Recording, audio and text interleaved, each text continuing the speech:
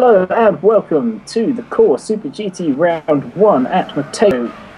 We've got a few new drivers here tonight in the Core Super GT series, so we're trying to keep up with all of those and what car they're in. So if we do make some mistakes, we do apologise. This is our first series in support of the Nürburgring 24 Hours. Of course, this has its finale in the morning of that race, and we're now ready to start qualifying any second. Here we go. The countdown is on. It is indeed. 15 minutes. Everybody's going to start in the pit lane. And, of course, it's going to start with a slightly damp circuit. So people may go out for a banker lap, but I expect people to try and wait as long as possible before they put the slicks on.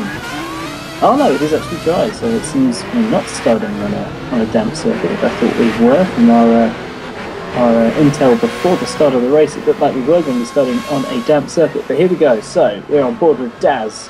In the grey GT500 GTR. Yes, and everyone's kind of warming up ready. And we'll be seeing who can take the pole in both classes. Of course, we've got GT500s and GT300s here tonight, so we'll be keeping up with those. And Daz has actually had a quick spin there on cold tyres. Let's see how we can get going again.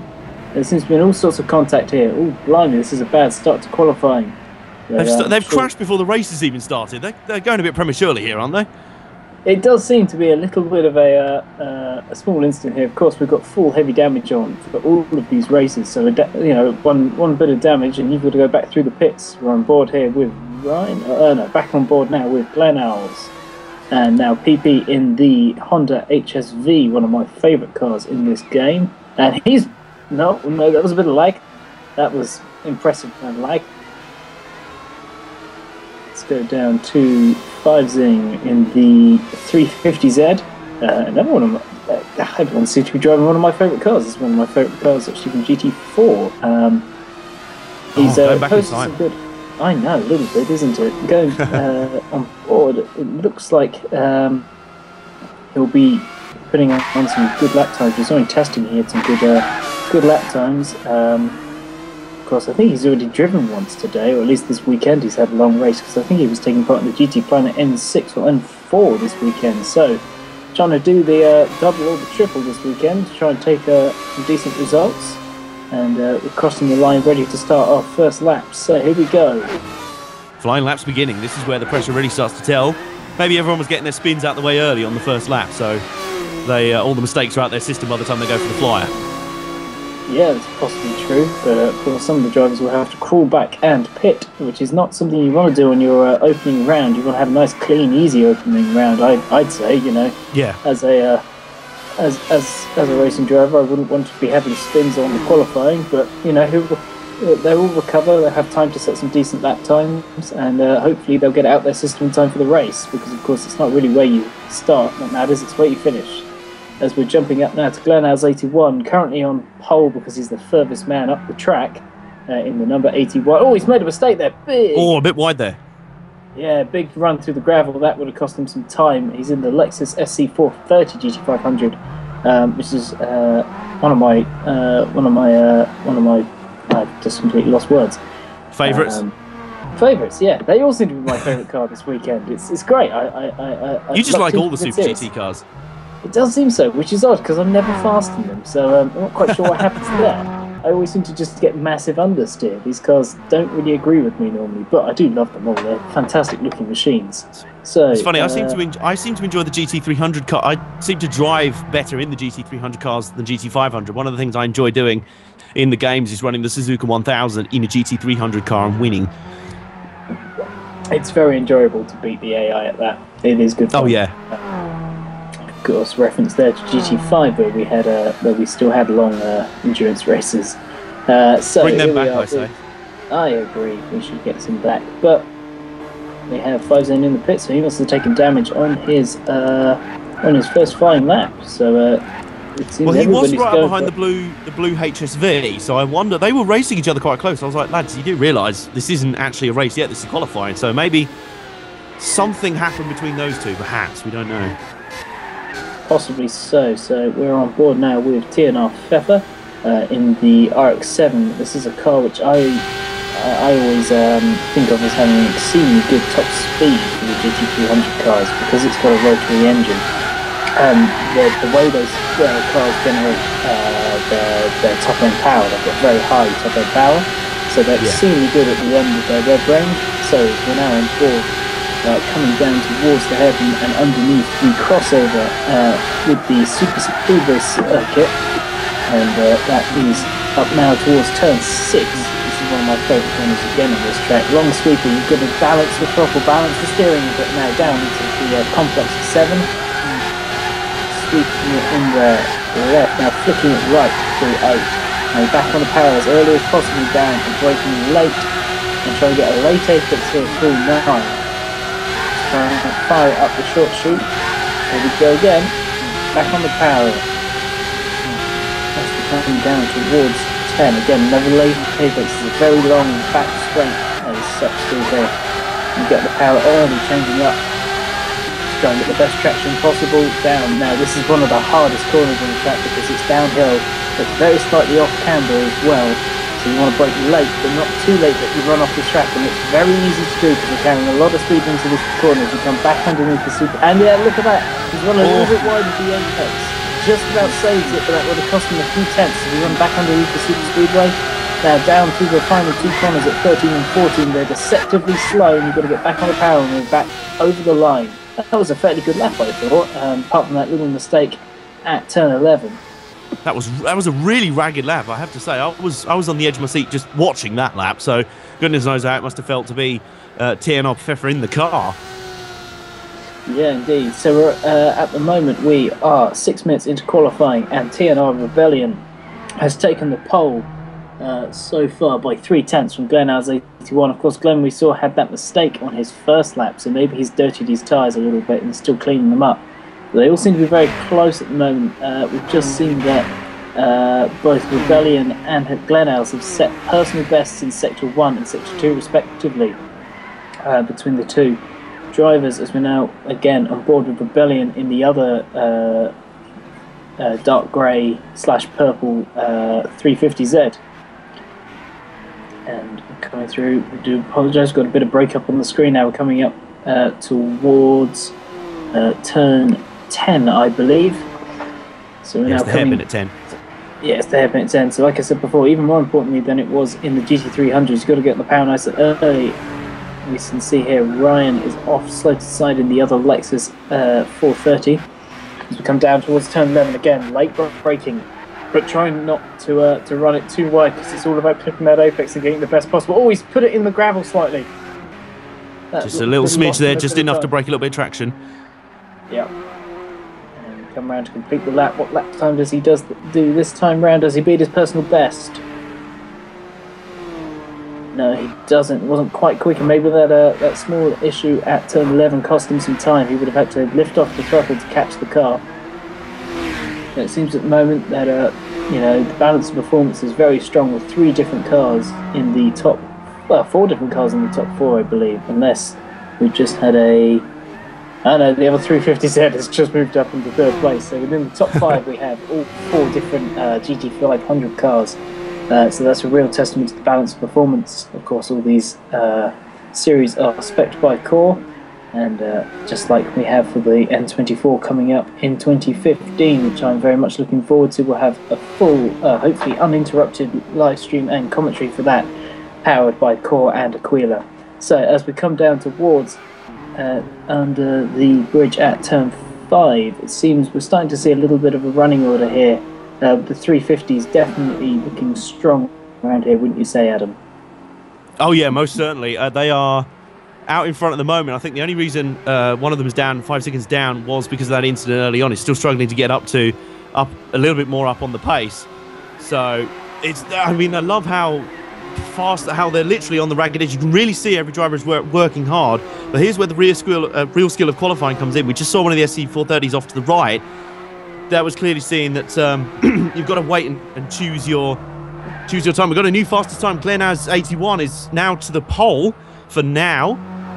Does that break the 350Z deadlock? I believe it does. It does indeed. So we now have Lexus 350Z, GTR HSV. So it's, yeah, they're definitely looking like Glenelg has got himself in tune. He's definitely set the fastest sector in Sector 3 and a personal best in Sector 4 to take that pole time.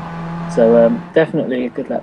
And Zygon has now taken off of him by 0.4, almost a half a second. What a fantastic lap there. So, you know, they're trading laps at the moment. So, of course, Zygon would have pitted, so he's got a couple of laps fresher tyres than Glenelg has got. So, I think all the cars will be coming into pit now. I had to put on a fresh set of boots ready for the final 5 minutes of qualifying because they've got enough time to get round the track now and get themselves up to temperature. So we should be seeing all the cars diving into the pits to get fresh tyres on. Of course, these soft tyres don't last that long despite being exceedingly grippy. So we're going to have to see the drivers managing that throughout the race. It's a 1.5 hour race we've got, 90 minutes, and we should be seeing, there might be some weather coming into play as well. All the teams hopefully have brought wet weather tyres for that, because there is a high chance of rain today. As we see, a bit of sliding action there from Zygon as we come back down towards turn 10 and firing it out of turn. Oh, is it turn 10? It is, yeah. It was turn 10. Sure, it is definitely turn 10. Sorry, the scenery looks a little different to what I thought it would be. So, yeah, Adam, how are you finding it so far in your debut at Core? Well, I'll tell you what, I'm reminded why I love Motegi so much, because basically this is the sort of technical track that Herman Tilke can only dream of designing, because it is technical, but it also has a lot of charm, a lot of personality, and a lot of challenge, and you can actually overtake on it. I love the fact it's a mix of very long straights, very twisted technical corners that all have their own challenge, and they're all very unique. Like, as you said, the turn 11 at the bottom of the hill, we're just watching one of the Lexus GT300 cars going down the hill towards turn 11, toughest corner on the track. I definitely agree. You're going downhill, you have to wait. How late do you leave your braking? You leave it a fraction of a second too late, you're off in Tokyo probably. You forget the gravel, you're off over the other side of the country. But if you get it just right, this is one of those tracks that when you nail your first perfect let round here, it is really satisfying to do. And watching these guys run the ragged edge here in qualifying is really great to watch.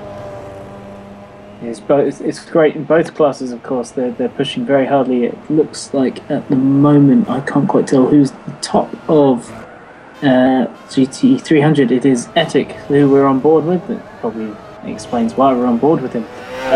As we're coming down towards... Oh no, we're back on board with Philo in the BRZ GT300. Also, interestingly to note, if it does get wet, all the cars are going to be very sideways, I believe, as we've got now. Is it 3 minutes left of qualifying? I've just seen the timer turn yellow. So we've got 3 minutes left. I think all the cars came into pit at least once. And at the moment it is Zygon on pole at the moment by half a second from Glenelg, 81. Definitely a driver you should be familiar with by now, Glenelg. He's been in WEC, and of course he's taken part in the N24 with his team Reaper Racing. They had a little bit of a shortened CSS compared to other drivers, because they only have 2 drivers in their team, couldn't be represented for every race there, so they didn't do quite as well as expected. But they've really got their Nissan GTR deal dialed in for the Nürburgring, and it looks like Glenelg has really got the Lexus dialed in here as well. So he's on a real good run of form, number 81 there, Glenelg, as coming down again through the complex at 7 and 8. This is it's one of those patient sections. You've got to balance your throttle through there and not be too greedy with the curbs at 7. So you're set up nicely for 8. Just wait to get on the power into 9. The grip will come. You've just got to not force it, otherwise you will end up in the gravel and lose a lot of time. Absolutely. See, it's one of those complexes where you think you've got to nail it really quickly and carry as much speed as possible, but in fact, slower is faster through there. And that's a weird concept for a race car driver to get their head around, especially in the rookie years. You think it's all about piling into every corner and trying to keep as much speed as possible. It's really not there. If you give off a little bit, just going into the corner, as looks like the Lexus pulled off there. He's pulling into the pits here. Is he going for a late tilt? Is there still time? No, he's coming back out, is he? Oh, he's pulling off. I don't know what. I don't understand quite what's happened there. I thought he was going back in the pits for. Has he just given up?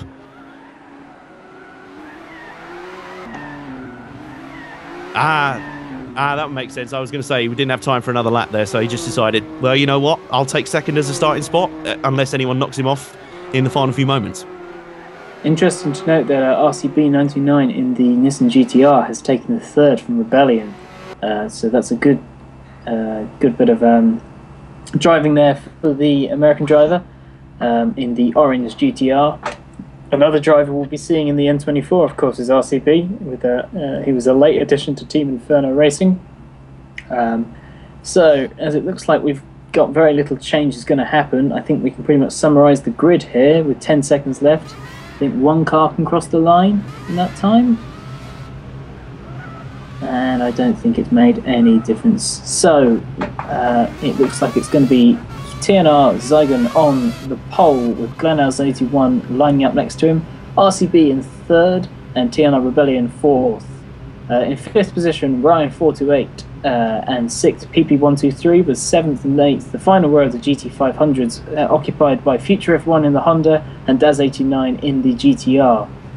On the pole for the GT300s is Etik in the Lexus, 10th is Pfeffer in the BRZ, Philo in 11th, and GTPL Plotnik in 12th. So that's our starting grid for the race today. Everybody should be lining up on the grid shortly. We'll be having a rolling pace lap and then a rolling start. I believe the pace speed today will be 60 miles an hour, and we should be seeing the drivers getting away shortly. And we welcome you back again to the Core Super GT Round 1 at Motegi. We do apologise. Hopefully all the issues will be sorted. We should be going green now as soon as possible. And yeah, looking forward to the actual race starting. We're now running a little bit behind schedule, I will admit, but hopefully that won't interrupt our race too much. And in a minute I shall remind you what the grid is. We know Zygon is on pole, and we're now on board with PB123, so it's Zygon followed by Glenn, then RCB, Rebellion, and then it would have been Ryan in fifth. Instead, now it's PB123 with his N24 teammate Future. As we see, was that lag or genuine contact? That was hard to tell actually, but that was with our looked like genuine contact there actually. That was interesting. So maybe he slowed down to say, am I lagging again? Because PP was lagging in the previous room. But did that cause damage for our GT300 pole sitter, Etik? We'll have to find out shortly. If so, we'll probably go for a second pace lap again. But let's see at the start of the race if he's okay. I think he's without damage at the moment. But yes, we are getting ready. Yes, we're seeing a little bit of a lag on the screen here. The driver's using the full width of the the track to warm up their tyres, it seems. Quite a drastic tyre warming, as was said last time. But of course, these cars do generate a lot of downforce, so you can really get the warmth into the tyres quite easy. As we're on board with number 99 TNR Rebellion in the other 350Z. So far, they have looked very strong, the two 350Zs. For the Manufacturers' Championship, as we're coming down towards turn 9. Just one point to note is the Nissan 350Z and the Nissan GTR are considered two different manufacturers for this championship. They're not considered the same. They won't be scoring for 4 cars over just 2. Just in case you were wondering how that would be in any way fair in the manufacturers. I was going to say, that would be a little bit unfair. Yeah, it would be a little bit, but as we're now we're having a few issues in the room again, I do apologise, but we're almost ready to start finally get this race on the way. At last, let's do it. At last. So we're coming down, ready to form up into 2x2 formation. It does seem that the GT500s are fairly on time, but it does seem the GT300s are a little bit lagging behind at the moment. But, maybe they're just hanging back and going, you know what, you guys sort yourselves out, we'll come through once you've all done. Well, it might be, but the leader of the GT300 field is going to get a little bit of a slap of a wrist here, but that's not the point right now. We've had to go green. I do apologise. We have a bit of a text box, but it's time to go. Oh, I do apologise. We're going for a second green. We're going for a second pace lap. I do apologise. I wasn't 100% sure. So, yes, some of the cars did get damaged, it seems. We'll have to find out what happened there on the pace lap. So if we go back round again, and everything calms down again, and I can take a breath. I was going to say, false alarm there, false alarm. We're just, we're building up. We're getting impatient. I guess the drivers are also getting impatient. They've been, they're like sort of dogs on a leash. It's like, come on, they're just ready to be let off. It's like, no, one more lap. Let's be patient. Let's get this underway right.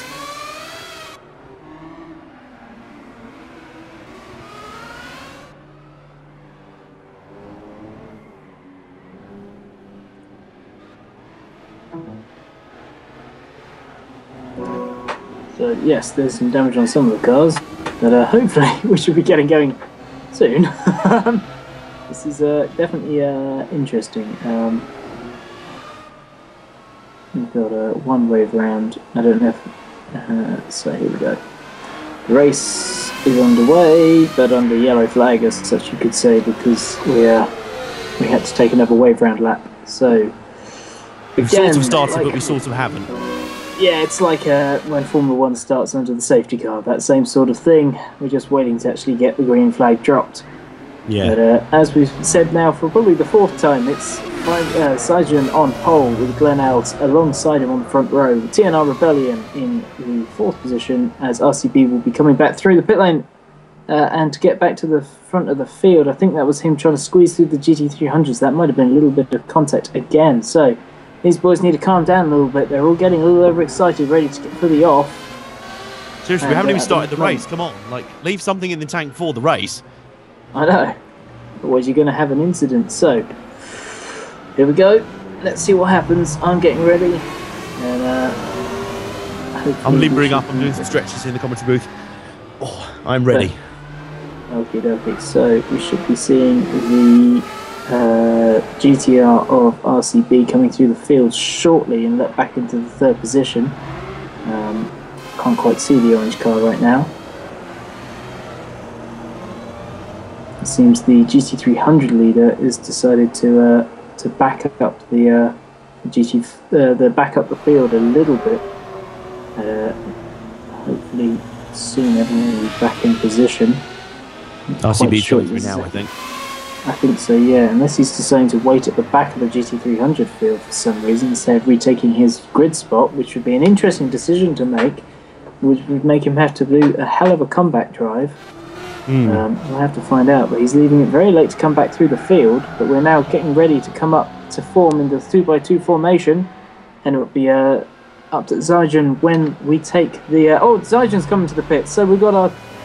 Oh no, it's Rebellion, sorry, in the pits. We've got all sorts of cars in the pits. What is going on here? We've got another pace lap, I'm guessing. This is a bit of a shambles here. Goodness me. Are the others going racing? I'm not sure. No, they are. Are they sticking? I think they're sticking to their pace lap anyway.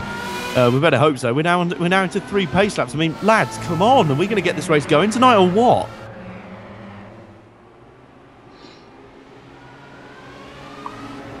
I don't know. This is definitely an interesting start to the season. Hopefully this won't be how it it carries on in the season, otherwise there will be some major slapping of the wrist there from the stewards, because this is not how we'd want any race to start. This is getting a little bit silly now. Just a tiny bit. Just a little bit. We want to go racing. We don't want to go for an hour and a half behind the pace lap. But at pace speed, always, yeah, there's no more pace laps after this. Drivers just being warned about being careful about tyre warming. I think that's fair comment. There's been a lot of you described it as being very vigorous tyre warming at the moment. I wonder if that's causing some problems throughout the field. Drivers clearly do want to get temperature in those tyres, but not at the cost of body panels. Yeah, but body panels and suspension arms are kind of more important than having warm tyres at this point. Yeah. And also, the cars which have done 3 laps on those tyres, to be fair, probably are warm already. As we see RCB coming up to join the 3rd position on the grid. and we're seeing the rest of the GT300 field a little bit further behind. I think they're just trying to keep their distance a little bit from the GT500s. They've decided, you know what, we're not racing them really in terms of pace. Let's just stay the whole back from them, and let's just let them have their little race. And to be honest, I don't blame them for that, because I think they're pulling a bit of a grand dam. Well, they do it in Tudor United Sports Cars now. Just let the two classes start slightly separately. You know what? We've got enough scrap in our own class. We don't need to be involved in your mess either. And I don't blame them for that. No, I don't blame them either. And I'm sure in this situation, the stewards will actually take that as a good thing. Usually, you're supposed to keep fairly closely to the class above if you're in the class below. But in this situation, with all the pace laps we've had, I think it's probably a wise decision of the 300s to drop back a little bit, just a little bit. It's not excessively bad.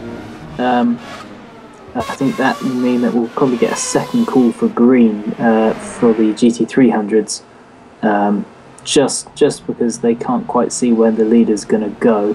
But I'm not 100% on that. We'll have to find out. But now, hopefully, this time we'll be coming around to start this race.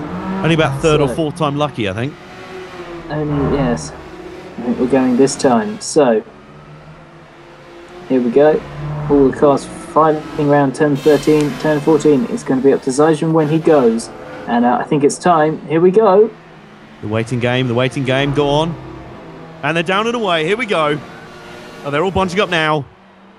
Patience. Away. So here we go. Away they go.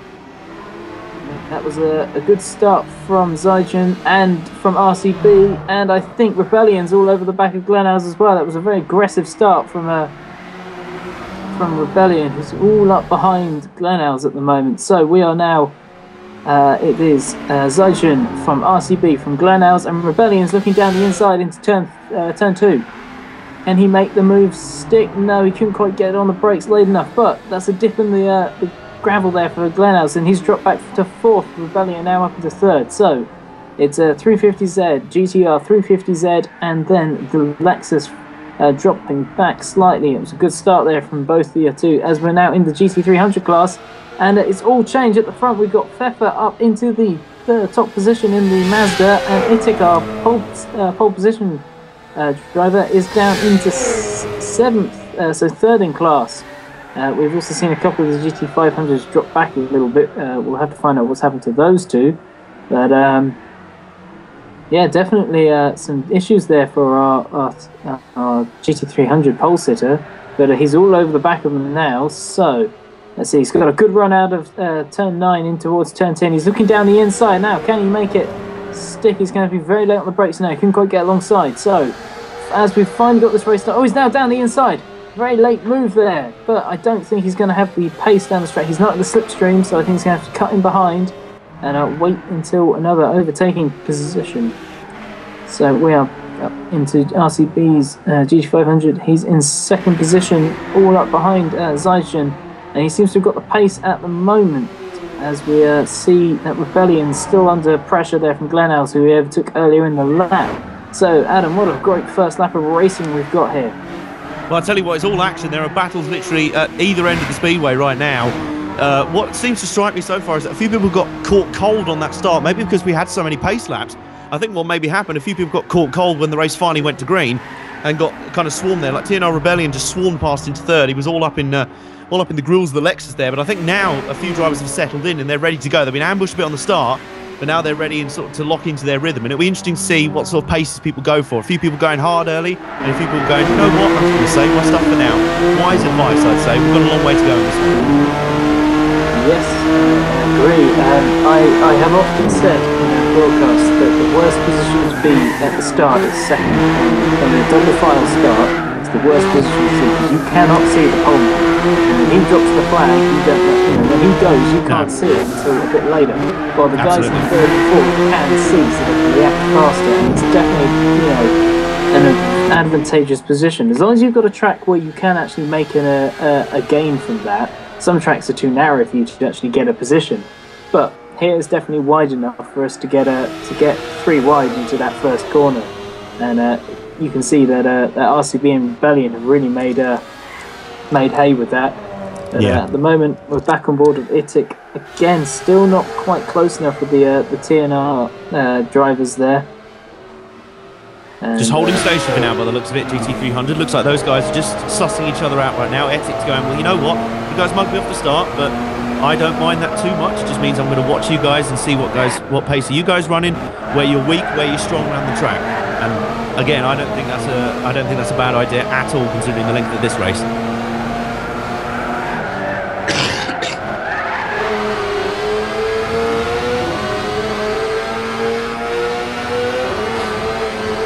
Just coming through the final corner now. I think that's the third lap or so. We're on to, oh no, lap 6. Sorry. Well, third racing lap. Yes. I'm a little bit confused there. And we've got the lead Mazda in GT300 running a little bit wide there with those distinctive green wheels on them. And as I say, I think the top 3 at the moment in GT300 fairly calm. They're just setting themselves down. I don't blame them for that, especially when we've had 3 pace laps because of various faff and nonsense. So I think, you know what, we've just got this race underway. There's absolutely no need to go for hard racing right now, although we heard that Glenaz may be going hard at TNR Rebellion. Oh, here we go. Rebellion is going hard at RCB for second. Well, he just completely disproves my theory about not racing hard in the early stages. I'll tell you what, he is a man on a mission early. He wants to go and join his teammate in the other 350Z up front, and I don't think anything is going to stop him. He's going very aggressive early doors. What I'm noticing is that a lot of drivers are sticking the nose in on corners, not necessarily because they think they're going to get up the inside, but because I think they're just going to bluff the guy in front into running wide. A few times we've seen that, and it has almost worked. That's how Rebellion pulled his move to get past Glenaz up to third, sorry. And he is now making the move down into turn 11, or having a look on the second place, the bright orange GTR, down into turn 11. Very tough place. You've got to be very brave to overtake down in there. You get a big reward for it, but it's kind of high risk, high reward, that corner. But he's right. He's all over the back bumper of the other Nissan, right over it. This is very good racing so far. This is proper GT racing. No need for any contact or rubbing. Well, not too much anyway. We had enough of those in the pace laps, but and definitely we've got some great racing early doors, classic GT racing. We've also got future F1 coming up through the GT300 grid. This is very entertaining.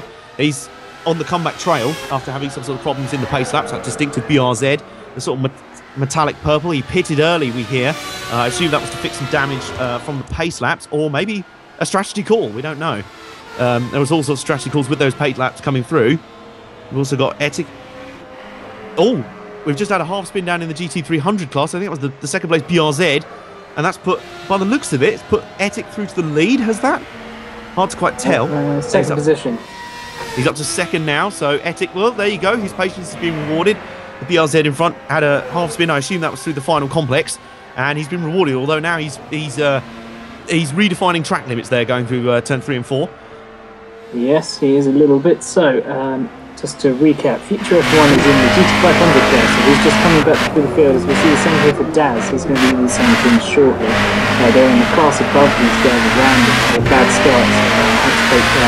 Had to pit at the end of the final pace lap. They took damage while the other cars were coming back through. They took a massive deficit at such a start of the race. So he's now swinging through at turn 7. The superior pace and the superior downforce of the GT500 class there showing through. So he should move up past the leader of the GT300. So you see the leader in GT300 making a mistake there. So can Etik capitalise as Daz comes through? Because of course, you know, he's got to make the position. This is actually a racing position, even though Daz is in a far faster car. This is 4th position in the race. And just looking back up the field very briefly, you can see RCB is still ahead of Rebellion after that great pressure put on him earlier doors. And Rebellion's dropped back a little bit, I think, over this lap. Oh no, he's right on him. I do apologise, the screen hadn't come back. So, you know, this is really close. Is he going to try and make a dive into turn number 1, I believe that is? 5, so we're at turn 5 already. I do apologise. The difference in pace between the two classes. And he's through. Sorry, that is not a new overtaking move. They're going to go side by side through this technical section. No, they're not. Wisely, Rebellion is allowed the position there. I think that's very wise. They were going to try and go side by side through the turn 7 and 8 complex. That would have been nigh on impossible without disaster, I think. Yeah, that would have been very difficult in two cars of the same class. So now we have the 350Zs running 1 and 2 at the moment, with the GTR of RCB in 3rd. And Glenel's, after starting in 2nd, hasn't really had much of a factor so far. He's kind of just not really been much. I think he may have some damage on that car, maybe, which is why he's a little bit slow at the moment. The car does look a little bit squirrely under power, but we'll have to see, which would be a shame because he had a great qualifying position. I mean, he was completely gobbled up in the first laps by TNR Rebellion, so that would probably make sense. I mean, his car is all over the place coming through the final complex there. Either he's got damage or he's intentionally sandbagging. I'm not quite sure why you'd want to do that. Maybe just save some stuff for later on in the race. Smart idea, I think, but I think it'd be a little bit too early to lag quite this much.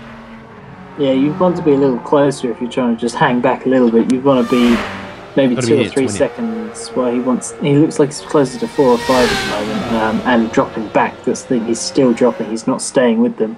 As we see, Etik is still close to Pfeffer, but I think, like I said in the early part of the broadcast, the Mazda's got great top end because of its rotary engine, but he does seem to be suffering with oversteer at the moment. That car's set up, I think, very aggressively, so it's fantastic in qualifying, but it seems it's really, again, big kick up of dust there, and Etik is all over the back of him in the yellow Lexus. Adam, want to take us through this battle? Definitely so. I mean, what kind of strikes me, this is kind of like watching United Sports Car Championship prototype classes. Like the Mazda is the Daytona prototype with a hugely superior, well, not hugely superior, but significant advantage on the straight lines. And Etik's Lexus, very nimble through the corners. That Lexus looks, the IS350 is a very well-balanced car. I've driven it in many iterations of the Gran Turismo games. It's a beautifully set up, beautifully easy to handle car. So obviously he's fairly comfortable with the handling right now. Looks to me like Pfeffer is really going hard to try and stay in the lead, and doing so far. But Etik, to me, it kind of strikes me, he is in no huge hurry. Well, I say that, he takes a huge chunk of curb through there. He's in no huge hurry to get there. He just wants to be in it to win it, basically. That's mainly what the strategy of the early part of this race has to be. You can't win the race in the first 10-20 laps. You can most definitely lose it. As you can see there, Etik, oh my goodness, Pfeffer running wide out the corner there. That was out of 8 coming into turn 9. Incredibly technical course. This is a course that demands 100% concentration the whole way around. There's very few bits of the track where there's any places to have a rest, because even on the straights you're thinking, goodness me, the next corner's going to be a challenge.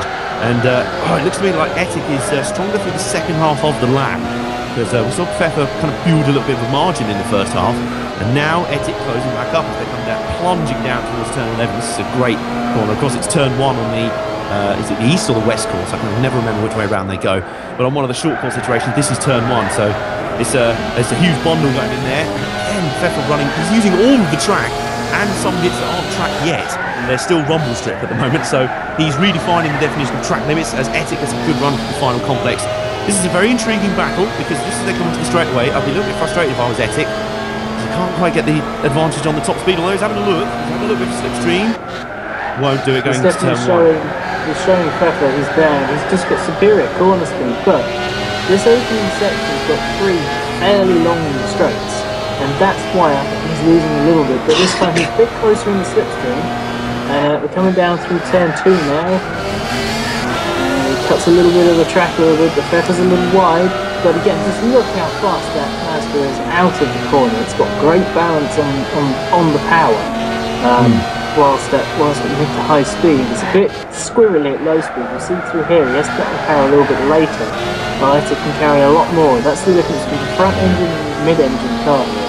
We're seeing that the front engine car is nicely balanced once it's got some grip, once it's got some downforce, but because it's lighter on the rear end, it can flick out a little at the rear if you're not careful, while the mid-engine cars are a lot more balanced, a lot more stable throughout the circuit. Oh, again, Pfeffer getting wide. A little bit of understeer through turn 8. Like we said, you've got to be patient. You pushed it a little too hard. A little bit of contact there, I think. Just fender to fender, not enough to cause damage, but they are side by side almost into this corner.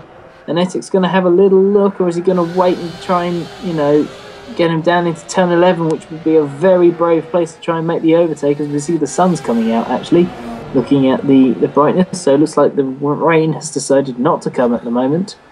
And, well, so much for a prediction of weather having an influence on proceedings, but well, I'll tell you what, I think Etik's throwing my prediction of being patient out of the window, although it does look to me like Pfeffer's car is... Oh, he spun! He's lost Pfeffer it. has had a half... Oh, he had a half spin. And oh, goodness me. Oh, my word. Ettic must be wondering, how the hell do I get past this guy? He's made about 2 or 3 major mistakes in the last lap, and still he can't get by. This is must be pretty frustrating, but you've got to keep your cool now. He's definitely in the slipstream down the front straightaway, going towards turn 1. We saw him have a look last lap. We'll see if it pays off this time round.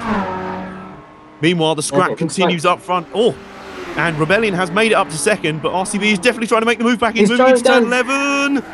Oh, some contact. That is a very brave move. Oh, more contact. They're side by side.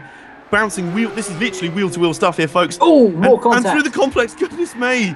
This is like a touring car race. As no one told them these are fairly fragile GT cars.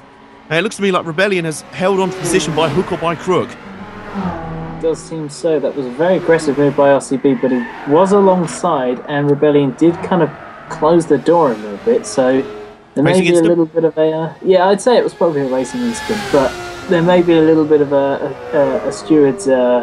mention in that in the report after the race. Of course, all these races have got full stewarding after the races, and a little bit of a light warning.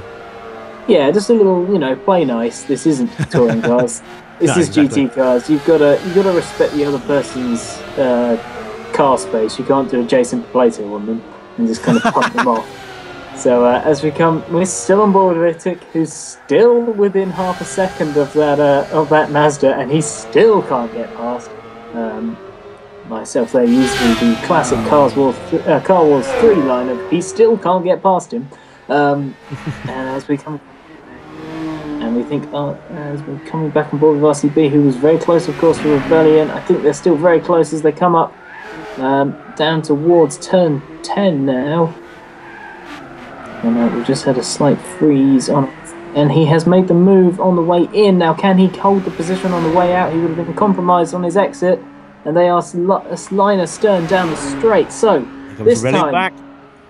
Rebellion on the inside. Will RCB do the same thing back? Will he repay the favour and squeeze him? Or will Rebellion have it?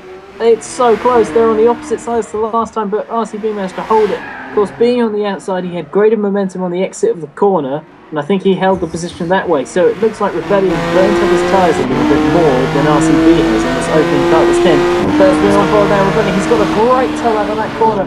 He can't get the move done. Just can get it over to the inside enough of the braking zone.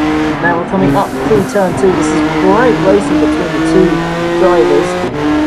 Not wanting to cut across you there, Ethan, but I believe Ettic has just made the move on Pfeffer for the leading GT300, if the leaderboard is anything to go by. So we've got two great battles for position in both classes right now. We are really sport for choice at the moment. I know, it's a shame we've only got one camera. We can't quite tell what's going on in both. It's a shame we can't have split screen, but this is great action in both classes. This race may have taken a while to get going, but now it has. This is absolutely fantastic stuff. Now, can Pfeffer stay close? Or will he just turn his car into dust? Because we couldn't see a thing there. And he's sideways again out of that corner. Wow, what a massive amount of opposite lock through there it's put in on the way into the corner as well as the way out. I mean, there's only 3 cars in GT300 today. We had one drop out early on. And we're now up the back straight. Now, this is where the Mazda should be strong. But because he had those issues through turn 9 and I didn't see any in turn 10. But because of turn 9... he lost that pace, he lost the gap, and now he's back still behind Ettic as we're on board with TNR Rebellion, who's been gapped a little bit by RCB this lap, but not by much. I mean, that's still only about 2 or 3 car lengths, and they're coming up now to lap the GT300s as well, so that's going to play a role as well, I believe. Just in case you didn't need any more action and distractions if you're battling in the GT500 class, you've now got lap traffic to deal with. But that is part of the fascination in sports car racing. You do have to deal with traffic around you. You're not just battling with cars in your own class, you're battling with cars that are either twice as fast or twice as slow as you. And that's what I like about Super GT racing, the way the two classes are balanced. You don't get the sort of problems you get sometimes in WEC or Tudor racing, where some of the classes are just too fast down the straights for people to lap easily in the higher classes, which means they just blither around in the way in the corners. Luckily in Super GT there's enough differential between the classes to mean that GT500 cars can move pretty easily past the GT300s. But we'll see here, because RCB will be very conscious of not getting checked up behind one of the lapped cars and giving TNR Rebellion any sort of sniff, because TNR Rebellion does not need a second invite right now. He is tailgating that car like he's in the fast lane of the M25 right now. This is seriously intense racing early doors. As we're on board with our lead now, Sargent, who's just coming up to the back now of the GT300s with the first blue overtake for lapping. It's quite a simple process here. The car in the top class has got to find his way around the car in the bottom class. The GT300 has to kind of stick to his racing line, and the 500 will find his way around. And here we go again. There we go, nice and easy on the acceleration zone. Like you said, Adam, that speed differential in a straight line enough to get the two classes apart. No contact there as we're on board with Philo now, who's last at the moment, who's just been lapped, of course. And we can see just in the background, you can see RCB's orange GTR closing down as we come down into turn 11 as we look away from the corner now.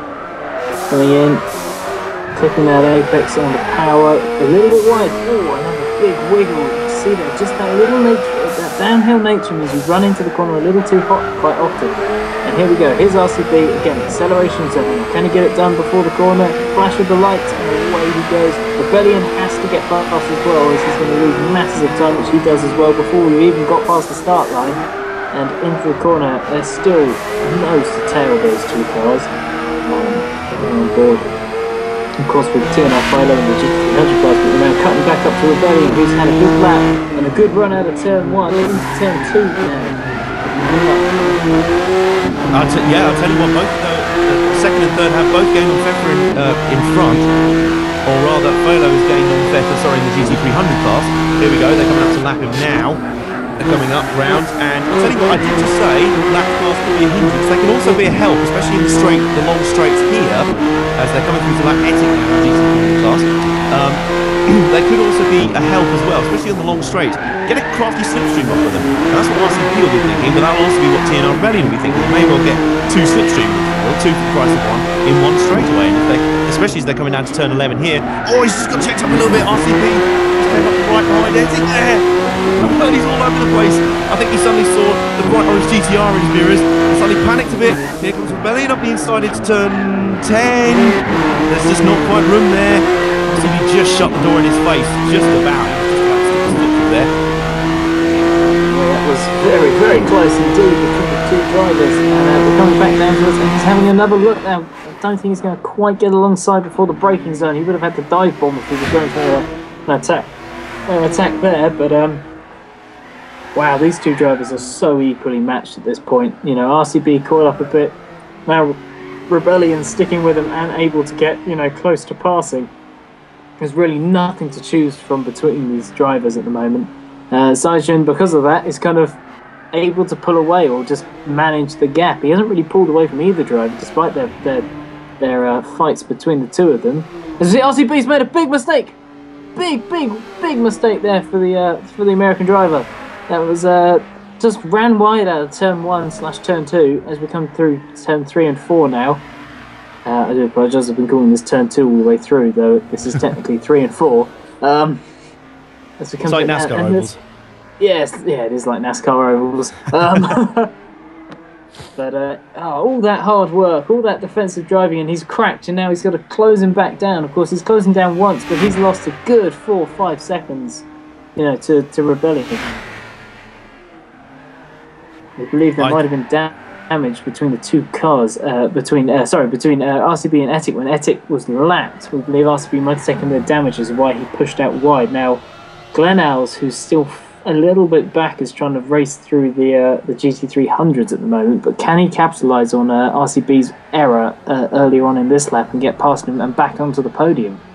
Well, he's got to move past Ethic first and make sure that similar thing doesn't happen again. It was no mistake from Ethic. It's just so happened that Ethic had a mistake on his own right at the moment that RCB was right behind him. I honestly think he might have seen the bright orange GTR in his rear view mirror and gone, oh my goodness, suddenly panicked, and then that's where it happened. I can believe the theory that the RCB has damage on that orange GTR because he's certainly dropping away.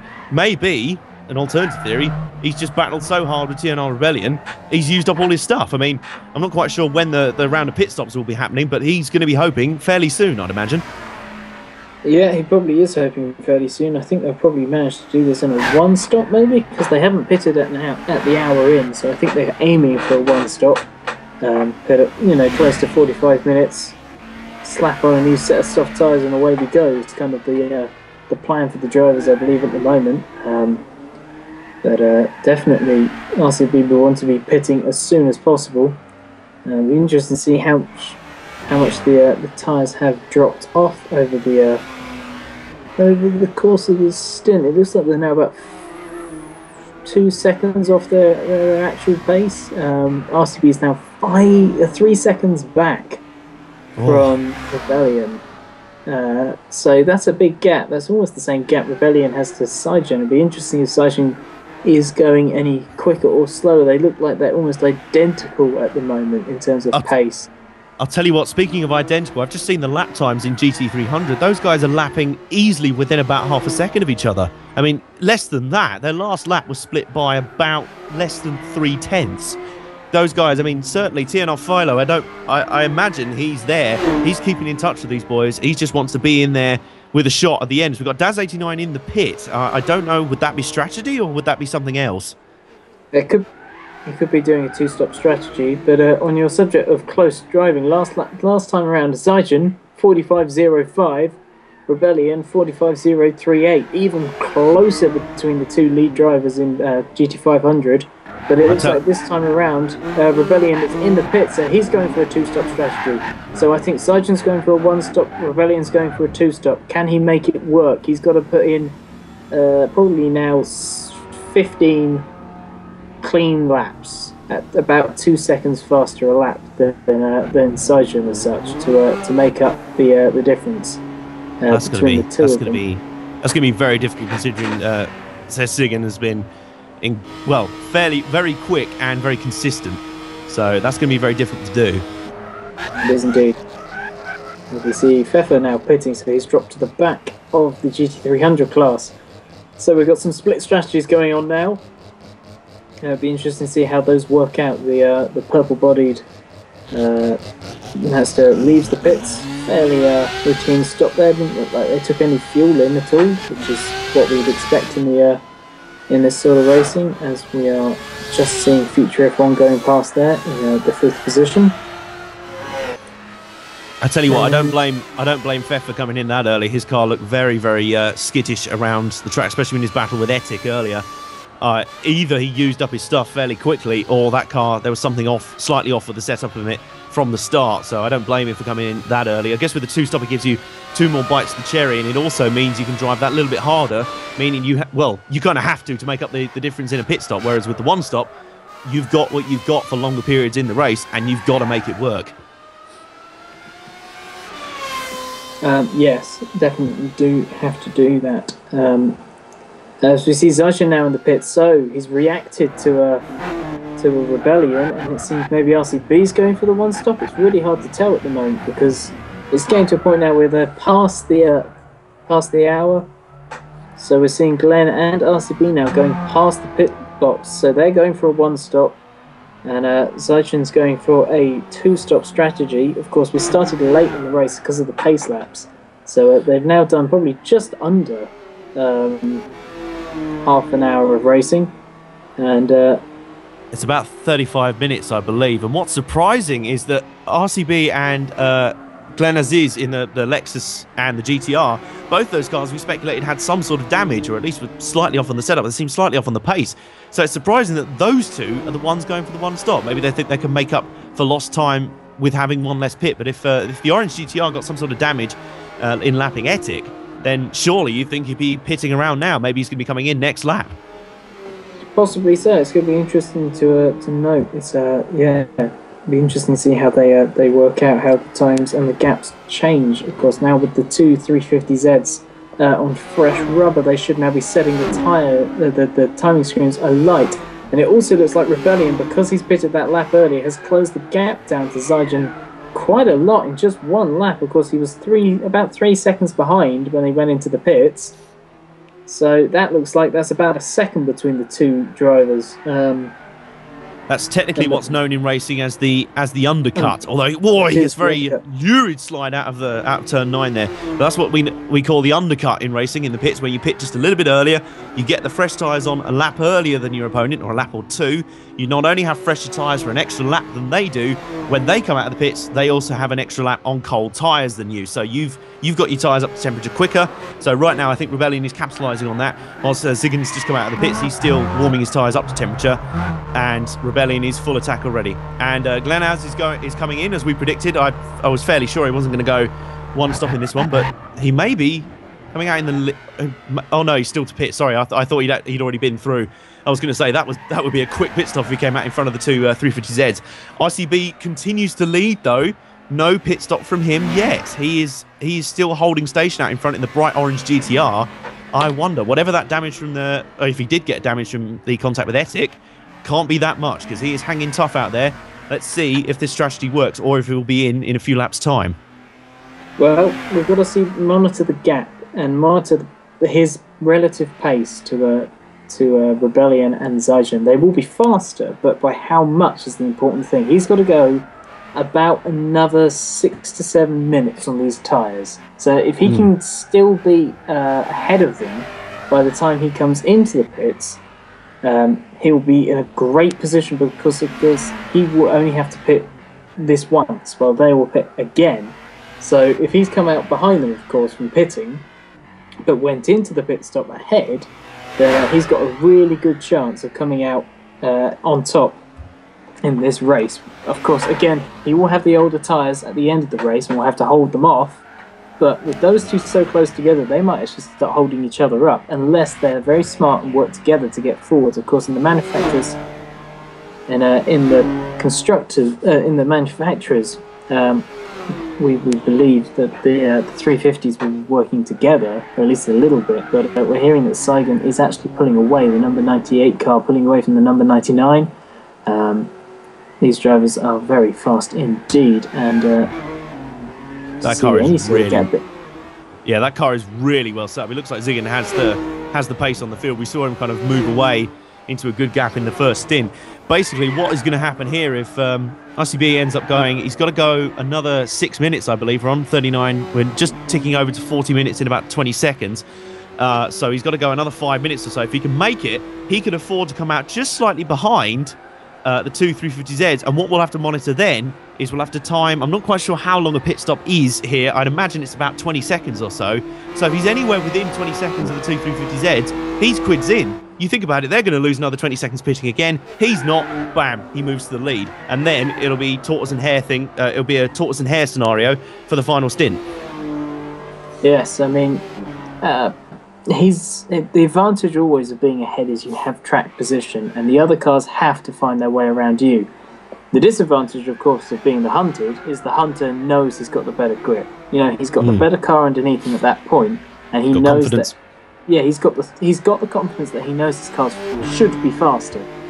So all he's got to do is put in some decent lap times, and he will close up. It looks like the gap is coming down between the two, the two different types of Nissan. So RCB's losing a fair amount of time, but like I say, he's got to hold on for probably another 4 laps to make his strategy work. Now, can he stay ahead by around for the next 4 minutes or 4 laps? Sorry, so about 6 minutes. I think he might be actually able to manage this one. I think that's doable, and if it does, that puts him in a great position for the ending of this race. I think you had it. Sorry, I think you had it right first time. I think it is. We've got 4 minutes to go until we hit halfway. Hit 45 minutes, so I'd make that about 2 laps or so, 2 maybe 3. So he's tantalisingly close now, and I reckon we'd have to see some official timing up here, but he's still well in the clear ahead of the two 350Zs. If we saw them on screen right now, then he'd start to get a bit worried, because that does mean they'll have eaten up his gap rather considerably. We have the timing screen right in front of us. Currently, he is 14.5 seconds ahead of Ziggin in second, 16.3 ahead of Rebellion in third. And if we estimate a pit stop to be between 15 and 20 seconds, that means he is right on the cusp of making this strategy work. He has still got to limit this for about another 3 minutes or so. I'm just looking at his lap times. He's losing 2 seconds a lap. He's bleeding from an open wound in terms of the lap times. Rebellion just set a fastest lap of 1 minute 42.8 on the last lap. He's tearing it up out there. So RCB desperately has to limit the damage. He's got about 3 minutes to go until he hits halfway. Does he take a sacrifice nearer the end? Does he sacrifice having less tyres near the end of the race and pit in slightly earlier now? Or does he stick to his guns? I think he has to stick to his guns now if he's going one stop. Yeah, as you see, he's coming up with some traffic as well. But of course, we had that long start, so in terms of his actual tyre life, he will get quite a fresh stint at the end. If he goes to, let's say, 42 minutes instead of 45, that will work out that he's got, you know, a fairly short stint. You have two identical stints. And if he pits in a lap or so, he'll actually have a longer stint to do this time round because of that short race, that long formation. As he's coming up to lap the other GT500 GTR. So that shows you just the pace that some of these drivers have had today. They're starting to lap the GT500 class, not only the GT300s. And it looked like he had a bit of a wiggle there on the rumble strip. But this is definitely some great action. We're seeing the strategy game come into force as we thought it would. Even if there's no rain, though there's still time, we could see it, turn up near the end. This is Japan, of course, where it's famous for having heavy rainstorms out of nowhere. And as we're coming through turn 5 under the super speedway, and it looks like RCB just needs to keep this up, and he's got a good shot of winning because of his one-stop strategy. But he's got to keep it up. He's got to keep the pace. If he doesn't, then he's going to be in real trouble. I think he's lost another 2 and a bit seconds the last lap around. So we should see him pitting in the next few laps. If he can go into the pits with still, let's say, another 10 seconds on the two behind him, then I think he's got a really good shot, because then he'll have about, I'd say, when the others come into pit, he'll probably have about 30 seconds on them.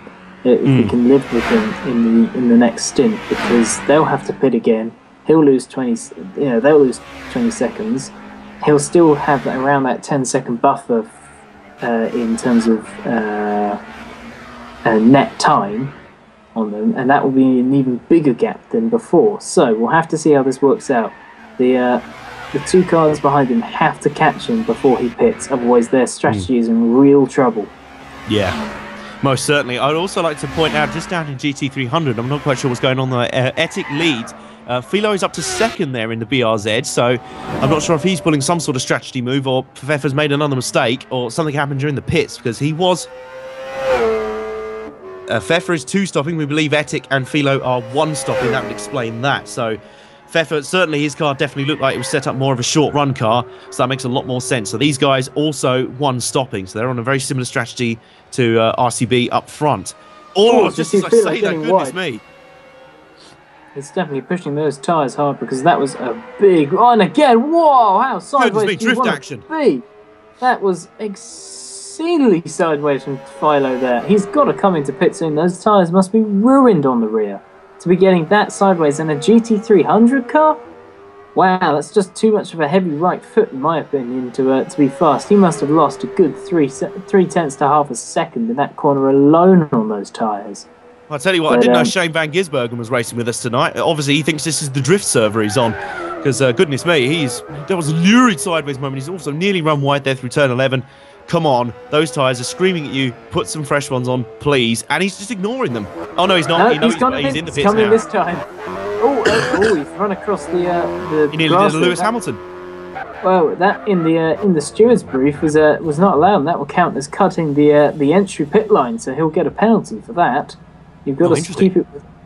Yeah, you have to keep it within the yellow lines at all points, even when the AI takes over, because if they've fallen off, it means you've run into the pits too fast, and you will be getting a penalty there. So that's a big penalty to take. So we've got to, of course, this is the other thing with that pace lap being so up, and we see RCB now in with less than half the race to go. He's dropped to second. He's dropped to third. Now he should stay out ahead of Glenn Alls, we believe, because that's where his position was before. Actually, it's going to be tight between the two drivers. I think he's just going to hold on, but if he's behind Glenn, then he's going to have to clear him quickly. Here comes Glenn now down the front stretch. He's going to be up to speed. RCB isn't. RCB's just out the pit lane now, but he's not going to be up to much of speed, and he's going to be on those cold tyres. Can Glenn capitalise on the warm rubber? I think he has to right now. This is the best time. This is where a driver, Glenn Alls, is just going to be looking at the back bumper of RCB and going, he's going to be rubbing his hands together, not literally obviously, because that would be silly, you take your hands off the steering wheel, but he's going to be rubbing his hands together in glee going, hello, this guy's just come out of the pits, he's on stone cold tyres, I'm not going to get a better shot at nailing him here. RCB, this is an absolutely crucial part of the race. To keep his strategy intact, he has to remain within touching distance with the two 350Zs, and also hold Glenn Alls here. He has to hold station right now. As we've got the latest round of lapping the GT300 traffic, they're all over. The Philo is falling behind Pfeffer in that battle, but I believe they're still fairly close, which tells you just how tight that battle is, or that class is. Oh, that's Daz, sorry. I was going to say that would be very close, considering they're on two very, very different strategies. As both the 350Zs, right now, this is probably the most crucial stint for them. They have got to absolutely charge and pile on the pressure on RCB, because they know they're going to have to pit again. RCB likely will not. So this is where they have to make hay and try and make up the deficit that extra pit stop will give them. We think it's anywhere between 20 and 30 seconds for a pit stop. Remember, we're not just counting the actual time spent on the jacks in the pits, you're counting in and out time in the sort of entry and exit lanes. So that's going to be, obviously you're going to lose a whole chunk of time in the pits. It's all about, can these guys gain that time back and more? They do have a gap on RCB right now. Is it enough? As the lapping of the GT300 class continues, there's Pfeffer there. So it's fairly close between the two. Philo's not that far behind, but I think if you're only one stop in this one, he's in a very similar boat to RCB, All he has to do is be in touch with Pfeffer and Etik, or we're not sure if Etik has only stopped once as well. We think he stopped twice, but if he's still in touch with Pfeffer, then that means Pfeffer's going to be pitting again, so Philo's going to be in range. So two very similar pit strategies playing out in very similar circumstances in both classes. This is why we love Super GT racing. Both classes providing great racing and great strategy battling. Look at the two 350Zs. They are flying in line astern. Rebellion sliding the tail end all around. This is a very good throttle control as he's a little bit squiggly through turn 9. Yes, that is a technical term, to be squiggly through a corner. But nowhere near as bad as Philo's D1 drift antics about a lap ago. And it looks to me like Ziggin certainly has the pace of the two 350Zs. I can't actually... We're on board here with Rebellion. Oh, no, sorry, we're on board with Ziggin here. Rebellion is about, I'd say, they're coming into turn 11 now. He's about half a straightaway behind. So I'd equate that to say that's about 2 or 3 seconds. So certainly Ziggin the faster of the two 350Zs right now. But Rebellion, certainly the more aggressive, I'd say. He's had to be the more aggressive to make up the ground. So an absolutely fascinating second half of this race in prospect. We've got the timing screen up here. Let's have a look at the times. Remember, Rebellion has the fastest lap of the race, the 142.8. 0-0, but Ziggin has the best lap of 142.820, so almost identical. And that lap, he was almost half a second quicker than his teammate. Meanwhile, RCB back in third. I don't know if that was his out lap, but he was still 3 seconds down on the two Nissans, two 350Zs in front of him. He's currently 20.5. He's now 21.1 seconds back. I'd assume that was an out lap. That was a cold out lap. He's now put in a 144.1, which is still 4/10 slower than Rebellion's last lap. 21.1 seconds. Glenn has just 2 seconds behind him. He's going to have to start reversing the trend and quickly. Remember, he has to stay in touch with those 350Zs. He absolutely has to. He has no choice in this matter. Behind them, it looks like Future F1 and Daz89 are they're kind of staying in touch. They're not really on the pace right now. They may have had issues early on, but they are still hanging in there for some important points. And in the GT300 battle, it continues to be Etik from Pfeffer and Philo. Kind of the order it's been for large parts of this race right now. As I say, we believe Etik and Pfeffer both on 2 stops, Philo on 1 stop. An absolute mirror image of the top 3 in GT500s. We're on board with Future F1 right now. Lovely looking Subaru BRZ, that beautiful metallic purple and orange paint scheme. It always reminds me of the old TVR Tuscans or the TVR Speed 6s and that. They had that sort of glorious metallic, well, we called it flip-flop paint schemes because it would change colour with the sun reflecting down. We've got beautiful blue skies here at Motegi. I think my pre-race prediction of rain was so far off base, it may as well be in another country. That's how far off base it was. But to be honest, it's certainly not affecting the racing right now. We've got great strategy unfolding. We're here in the middle part of the race, which some people may think can get slightly dull, but I tell you what, this is the bit you really have to concentrate on. It's like the middle part of a good dramatic film. You've got to pay attention to that middle bit, because then you won't understand anything in the dramatic climax.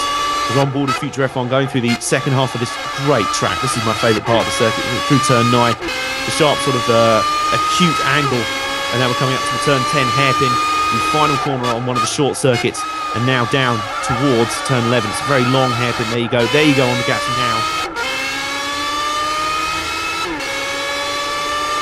Yes, we do. We're also listening to the engine noise to come down.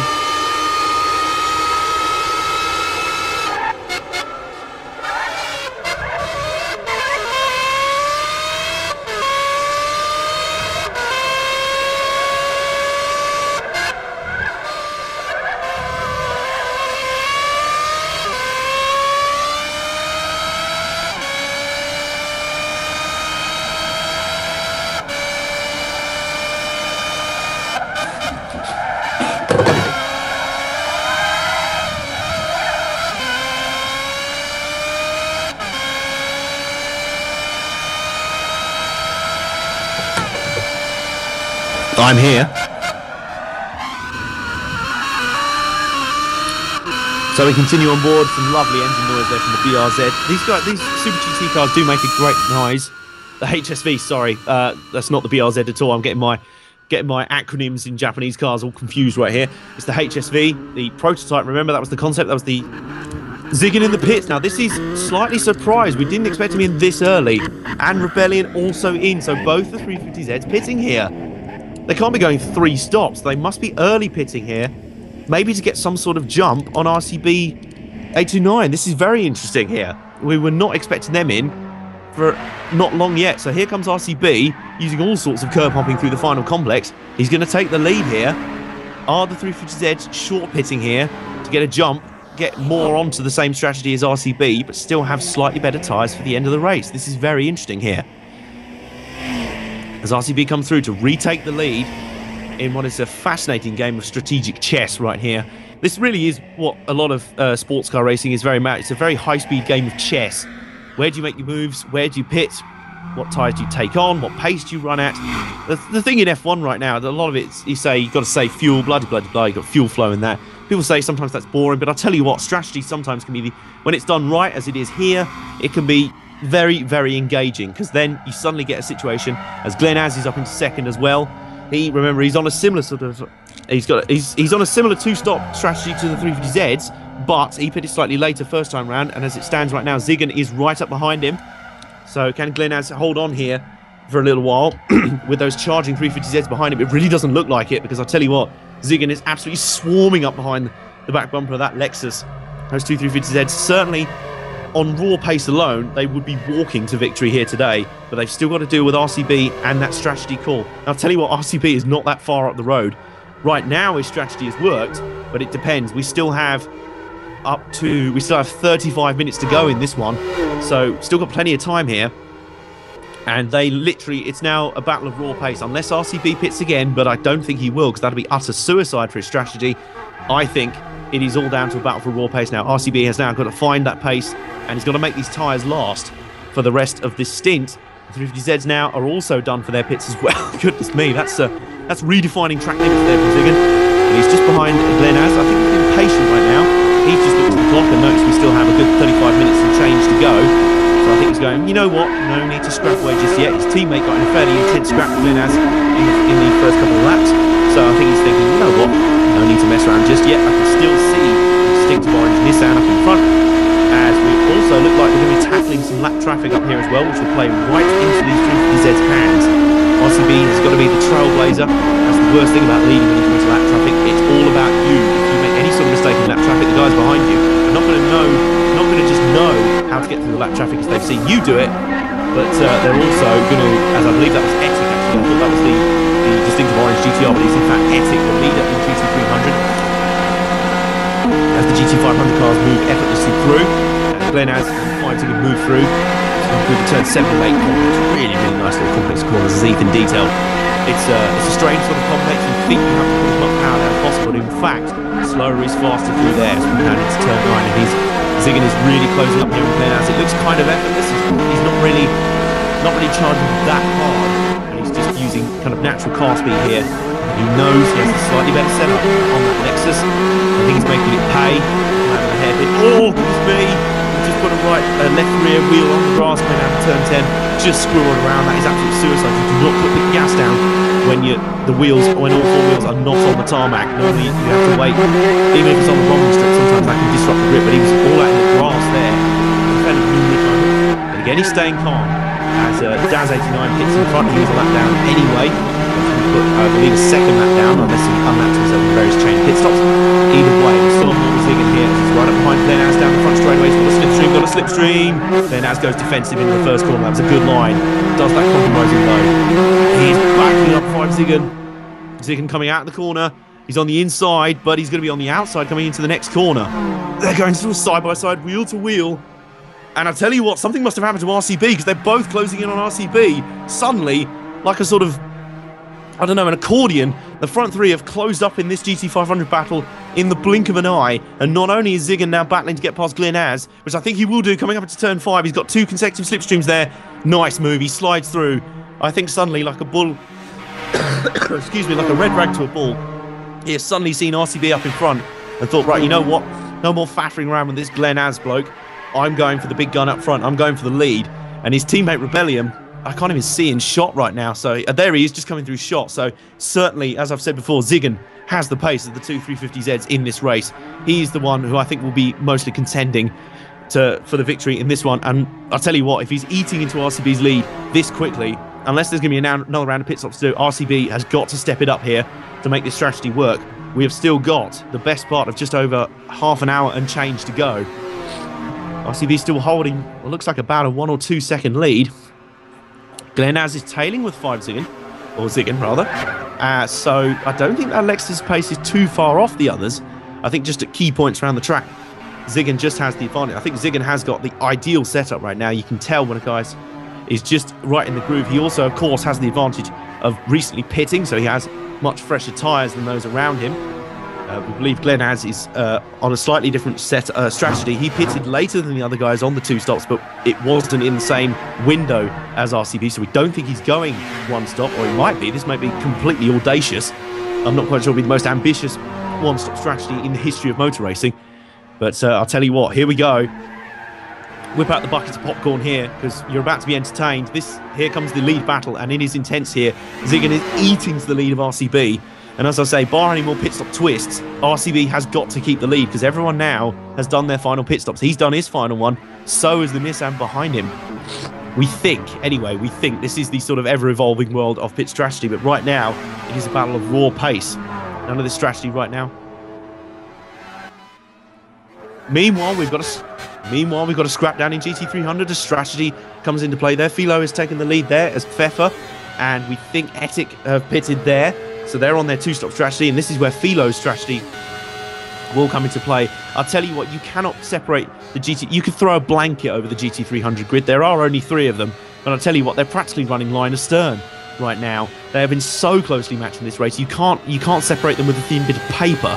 So there's going to be a very intriguing battle going down to the end of this. And we think Philo is on a 1-stopper. So Pfeffer and Etic, there they are. They are still almost nose to tail on the track. I'll tell you 2 cars that are nose to tail are leaders in GT500, RCB and Ziggin. Those guys, oh my goodness, this really is nose to tail now. RCB really starting to feel the pressure. He has to hold on here, you think, if he wants to make his strategy work out. As Ziggin just runs a little bit wide coming out the final corner on a little bit of grass, you can really see the pressure cranking up now. He's going for this. He desperately wants this win. I mean, that's a silly thing to say. All race drivers want to win. It's like saying, how much does a race driver want to win? I'll tell you what, if they're in a Tiddlywinks contest, they want to win it just because they're race drivers. But Ziggin, you can tell the body language of his car is full on aggression. It is full on flat out. And the body language of RCB's car is full on pressure, is full on nerve. That was a lurid slide. And I think that has just handed the advantage to Ziggin here as they're coming up towards turn 5. He's going to move for the lead up the inside. No! RCB was late on the brakes, probably too late. Still side by side, RCB just holds the lead. How much longer? I'm not too sure, but let's enjoy the battle while it lasts, because Ziggin is literally all over the back of RCB. Any sort of gap, and the distinctive purple nose of the 350Z is filling it like a sort of weird sort of purple shark. Not quite sure where I'm going with that one, but you get what I mean anyway. As RCB desperately tries to make that GTR about as wide as an articulated lorry on the M25 at night, and failing so far, I must say. And also behind, Glen Az and Rebellion are scrapping away on their own. I think Rebellion has caught up to Glen Az, hoping to make this 350Z 1-2 still stick. And it does look on right now, but I think Ziggin's just got to regroup. He went for the bold moves there, just as RCB had a lurid slide coming through there. I seem to like that word today, lurid. He had a big slide coming through those corners. That compromised his strategy, nearly made the move at RCB. Very aggressive on the brakes. Incredibly, you can be aggressive in defensive driving. The best form of defense is attack, as we know. And RCB just proved it. Another wiggly moment through the final corner. Come on, I mean, Ziggin has got to be looking now. He is smelling blood, he's sniffing blood, he's going to the inside. He's surely going to make the move now, going into turn 1. Can he? Looks like the GTR's got better top-end speed. He's going to make it this time. He's going to make it this time, but RCB immediately fighting back with the switchback there. He's going to try and do the crisscross, and now he's tailing down towards turn 3. This battle is not over, folks. Just as RCB has been passed, he's not giving this up without a fight. Oh, he's still nose to tail. That is not 2 cars right now. That is one big 8-wheeled Nissan with one half of it orange and the front half purple right now. That's the best way to describe it. I mean, if this was touring cars, RCB would be tapping out a message in Braille. Meanwhile, for third, more scraps of the... Oh, goodness me, contact. They go down to turn 5. They were treating it like a touring car race. Glenn Az really rubbing up Rebellion as they went down on the inside. Didn't stop Rebellion moving through for third. And as Glenn Az on the fight back here, these guys are going hammer and tongs here. I think they've all realised that pit stops aren't really going to be a factor anymore. They're mostly done. So what you see now is what you get. So it's the scraps are really starting to pick up here. We've clocked over the hour mark. We're an hour and 3 into this race, roughly. So we've got just under half an hour and change to go. Meanwhile, RCB is staying right with Ziggin here. You never know. It might have been a very cunning strategy, you know.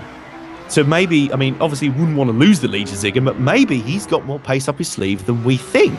Maybe he's quite happy to let Ziggin through right now, use up a bit of his stuff. Because remember, RCB has got to save his tyres more for the end of this race, we think. So maybe he's just going, well, you know what? You can use up your stuff. You can be aggressive going through into the lead. I'm happy to stay here and still keep in touch. So right now, it's a bit of game management, as they'd say in football. Not wanting to use a football analogy, but maybe RCB is playing the percentages right now. I never quite understood what that phrase meant in football or in other sport, but in motor racing right now, I think you're seeing that perfectly demonstrated. Meanwhile, Rebellion is up to third, and he's holding off Glenn Az at the moment. I believe he has the faster car right now. He's better car speed. So these battles are certainly not over right now. Meanwhile, down in GT300, Philo's still leading over Etik and Pfeffer, and I think there's been a change there because I believe Pfeffer came out of... Pfeffer has just pitted again. I'm not quite sure. I think he was on... We think he's on a 2-stopper. I thought he'd already pitted twice. Maybe something happened there, or it's some sort of 3-stop strategy we hadn't guessed yet. Meanwhile, Philo, we know what his strategy is. He's pitted once, and he's staying. That's his lot. And as far as I can see on the track, he's got a healthy gap over Etik, you know. Then the Lexus, yes, there he is. I can just see Etik now. He's got about a half straightaway lead over Etik. I'd estimate that to be about 3 or 4 seconds. So that's not bad, you know, considering I believe Etik has made his 2 stops. I think Philo is fairly well placed to win this one, considering how close the pace was between the GT300 cars. The slightest little mistake could be the difference between glory and sitting with your head in your hands, wondering how the hell did I lose that at the end of this race. Etik's Lexus has looked very stable throughout this race, and he'll be hoping to hunt down Philo here, whose BRZ looked a bit error-prone early on. He had that half-spin early on, which cost him a little bit of time, but generally he's got his head down and stuck in there. Pfeffer, we're not entirely sure why he's pitted. As I say, I thought he'd already pitted twice, so if he has pitted a 3rd time, that's some sort of audacious strategy we hadn't really heard about. So let's go down here, let's have a look. Pfeffer is now, well, he's dead last of all the runners at the moment, but certainly his RX-7 was not lacking in pace. It just seems so twitchy out there. It just seems a very, very, not a very stable platform. Meanwhile, up in front, we've got Glenn Az in for his 2nd stop. We knew he likely would not be going to the end on 1 stop, so he's in now. This will be him good to the end. Maybe he's doing a slightly different 2-stop strategy to the 350Zs, because essentially what he's doing here, he's only going to have 24 minutes on those tyres, whereas the 350Zs, they pitted at around the 55-minute mark, or the 50-minute mark, so they're going to have upwards of 40 minutes on their tyres by the end. So maybe this is quite an audacious strategy for Glenn Az. I think it's too much to ask, because, I mean, he was running with the front 3 right now, who have all accordion together again, so now he's going to be down a good 20 or 30 seconds on them. He's going to have to hope that the fresher rubber really does work in his favour. I mean, that Lexus has looked fairly quick, but I think it's too much to ask for that Lexus to come charging back through now. Meanwhile, poor old RCB, his strategy looked like it might work out, but those 350Zs have just got far too much pace on him. Ziggin now is starting to gap him, and Rebellion is starting to smell blood as well from the bright orange GTR. The number 99 purple 350Z, those 2 very distinctively looking cars. Ziggin is gapping out, and Rebellion is going, well, you know what? Wait for me, teammate. I'm coming to join you for a glorious 351 too. I've just got to get past this bright orange GTR first. And RCB's going, not on your life, mate. Quite understandably. I mean, he's already lost the lead. Is he going to gain it back? Well, you'd think if he lost 2nd place now, it may well be all over, because he's given himself just too much to do, especially on the much more used rubber, that RCB is carrying. Remember, he pitted once at the 45-minute mark, and Rebellion pitted again around 55 minutes. And all of these drivers, they're going so hard. It stuns me just how, I mean, endurance racing used to be about pace management. As Rebellion is looking up the inside into the 1st turn, absolute mirror image of what his teammate did. But this time, RCB going a lot deeper on the brakes. They're still side by side. Oh, That was bold. That was very bold. RCB tried to go too wide through the first corner, and Rebellion just edged him out on the corner exit. RCB went off, all four wheels off in the end. He just got edged off. I don't know if there was contact there. I think that was the slightest bit.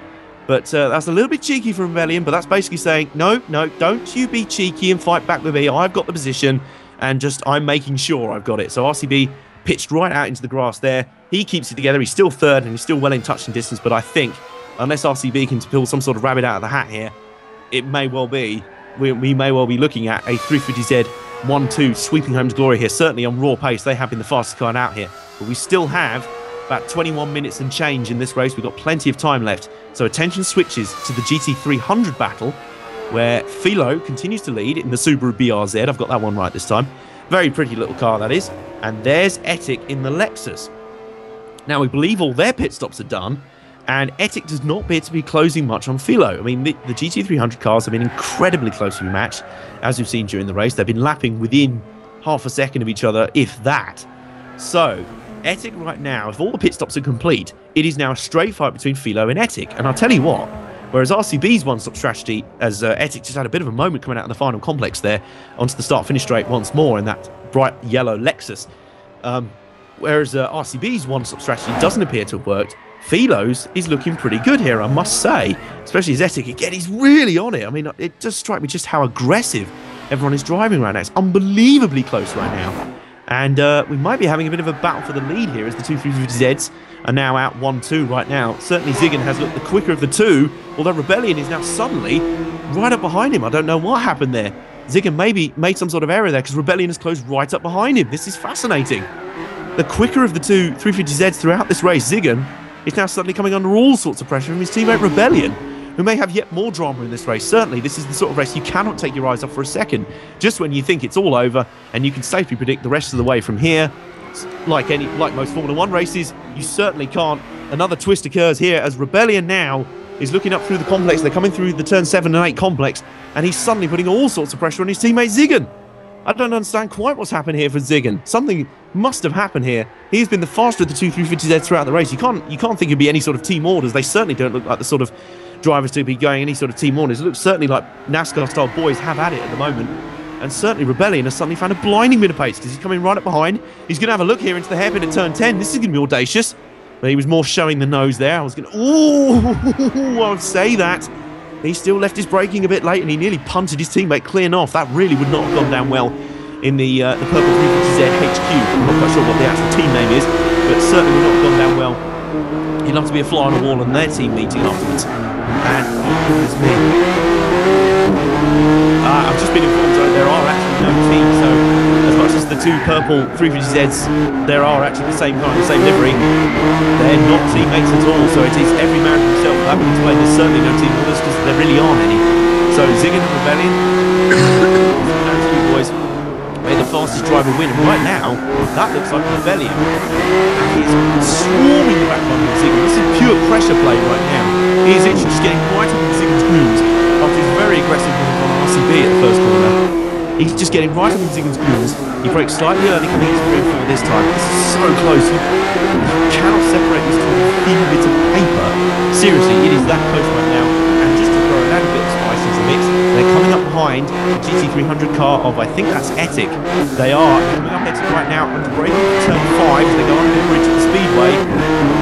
Just block either of them. I think Ziggin's going to get blocked a little bit by Etik in the Lexus. No, not quite. They just ease through the long sweeping right hand at turn 6. They do have Philo up in front, the leader in GT300. So lap traffic can change the course of the race in an instant. We've seen that before. Notably at the back of the 12 lap, that's where traffic seems to really play a big role because that track is so narrow. So just if you don't catch that traffic at the right moment, you end up bottled up behind them for a good 5-10 seconds at a time. It looks like Ziggin has just regained his composure a little bit and starting to gap Rebellion.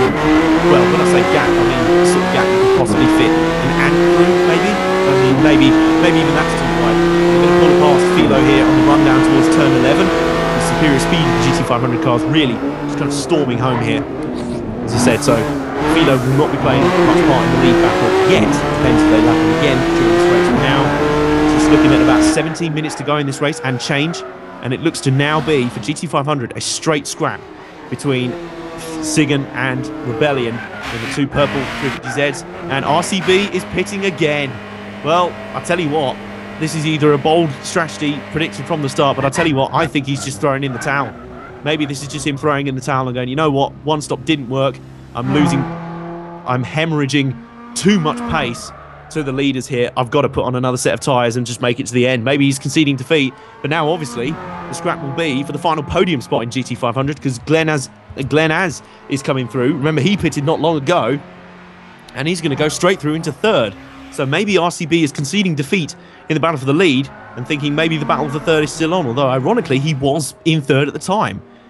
So he will now come out just behind Glenn Az in the Lexus.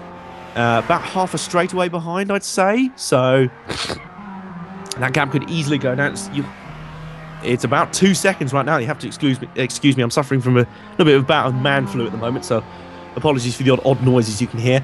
But certainly it's about 2 seconds there. So with RCB on much fresher rubber, this may well be. Well, we've got an engaging battle for the lead. We've also got a tight battle for third here coming up. We've got a grandstand finish coming up here in GT500 for the podium places. It's going to be like multiple iterations of the Bathurst 1000 all over again. Meanwhile, back to that scrap for the lead between the two 350Zs. And we're on board with Rebellion here. He is right up behind Ziggin again. He's not going away. Ziggin, if he thought he'd be able to shake off Rebellion in his final stint, he was proven wrong. Rebellion had something up his sleeve early on. We thought Ziggin was cantering away with this. On pace alone, it seemed to be he was the faster car, although Rebellion had that fastest lap earlier in the race in around the middle stint. And they're both pitting here, so this is now a 3-stop for those guys. Unless I'm really that bad at maths and I'm not being counted, but they're both pitting at the same time, so they're now going 3-stop. So suddenly the complex station changes again because RCB and Glenn Az have pitted twice, so they're still going to go 1 stop less than the two 350Zs unless they pit again as well. And so the complex station of this race changes once again. You cannot stop. You can't take your eyes off this race for a second. And Glenn Az, just to add a little bit more drama, spins off the final corner. Well, that is a massive blot all over his copybook. He was probably thinking of gloriously sweeping home into the lead whilst the two 350Zs were in the pits. And suddenly he completely blots his copybook and fell off coming out of the complex. Meanwhile, RCB right up behind Rebellion as Rebellion's just come out of the pits. RCB, will he be wanting a bit of revenge for that cheeky move Rebellion put on him at the first corner? He's going to be on the outside coming into turns 4 and 5. He squishes him tight into the corner. There's no love lost between these two, certainly not. They're going hard at it, hammer and tongs, but RCB is held on the outside around turns 3 and 4, so he will have the inside line coming up to turn 5. The tight right-hander as they go under the bridge for the speedway, he will regain second. Suddenly, RCB right back in contention for this race, as well as, well, Glenn Az was, and then he massively, well, he blotted his copybook so completely, he may as well be in his copybook and buy an all-new one from WH Smith's. But he's still in 4th, he's still close, and Rebellion instantly looking for second place back from RCB. Maybe just trying to hold him up, and Ziggin will not complain about that at all. Ziggin has rejoined in the lead from his pit stop, by the way, but it is about a straightaway away. I'd estimate about 2 seconds ahead of RCB, with Rebellion a further, well, less than half a second behind in 3rd. Glenn has another couple of seconds back in 4th, and then I believe that's Future F1 and Daz89 down in 5th and 6th place, so they're not really in contention now for GT500. Down in GT300, that battle remains engaging. It's still between Philo and Etic, you imagine, in that class. They haven't pitted anywhere near as much as the GT500 guys, unless something similar happens in their class as well, and they have to make late pit stops as well. But right now, Philo looks like he's doing pretty well here because he's maintaining that gap to Etic. So, unless those fresh tyres start to pay dividends in the late stages for Etic, then this is...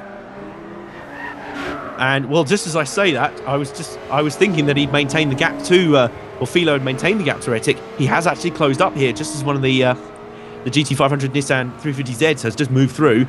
Not quite sure which one that is. But Etic has closed. It's Ziggin, it's the leader, so the lead cars once again making their way through traffic. That's probably the same traffic they lapped a few laps ago, but obviously where they've just pitted and so forth, they're now working their way through it again. So, once again, GT300 traffic having its chance to make an impact on this race. I believe also Future F1, oh no, Daz89 and one of the GTRs is also in there. I believe he's a lap down on the GT500 traffic. Meanwhile, Rebellion trying to move through there. He's moved ahead of RCB, by the way. So Rebellion back into second, but RCB still right there. And I think Rebellion got slightly balked there by Etic, who is in turn closing right up behind Philo in the lead of GT300. So both of these classes still right up for grabs as we're coming into about the final 12 minutes of this race. And I've just been provided with a massive plate of chips, and I think I'm going to need it here for the final 10 minutes of this race. Strap in for this one. You're not going to want to take your eyes off this one for a second, as all the little battles still being scrapped for. And RCB is just coming up behind. Oh, he's still behind the Rebellion. We may need some extra co-commentary duties because I'm not entirely sure what's happened to Ethan. Maybe passed out with the excitement of the race or something. But as I tuck in some chips, I may need some assistance here from John. Hello, Adam. Do you want a chip? Oh, I'd love one, but then both of us would be eating. That's probably not good form. No, probably not. But yes, it's certainly been an exciting race, hasn't it? Yeah, it's been very thrilling. And what I love about it is that with just over 12 minutes to go, we've still got absolutely no clue who's going to win this one. I mean, Ziggin is in a fairly good position in GT500, but we saw Rebellion close up to him on the last stint. Can he do it again, or is he going to be too busy fighting off the attentions of RCB? It does make you wonder, doesn't it? I imagine at the moment that it's fairly firmly in his court, but yes, certainly it really depends if Rebellion can pull away from RCB, or if you just keep sort of having to defend and wasting time there, doesn't it? Yeah, the scrap is continuing unabated between those two. There's no love lost. Certainly they've no quarter arse all given between those two, and I think the battle lines were drawn when Rebellion just cheekily edged RCB off the track out of turn 2 earlier on in the race when they were battling for second in about the middle part of the race. So certainly no love lost between those two. Meanwhile, I think perhaps the more engaging battle of the two is now in GT300 because Ettic is closing up on Philo slowly but surely. Is he going to do it in time for the end of this race, or is he going to run out of time? But the way it's going, it looks like it's actually Philo really close. I'd say possibly a second, probably a bit under now. So well, yeah, there's your answer. Ettic's right on Ettic there. is really starting to close up now, and I think those fresher tyres finally starting to pay dividends for that Lexus. Most certainly, I can see it in front of me now. You don't need a timing screen to tell you how close this is. You see it right in front of you, and the pressure is on. The heat is on, as the old 80s pop song goes. The heat is on for Philo, as he is now about a second, maybe more, maybe less, certainly no more than that, ahead of Ettic here, and Ettic is just steadily closing in. He's like the Terminator in his mirrors. Look at him there, he's just slowly but surely moving in, using a slightly fresher tyres to his advantage, and we're going to have a grandstand finale in GT300 here.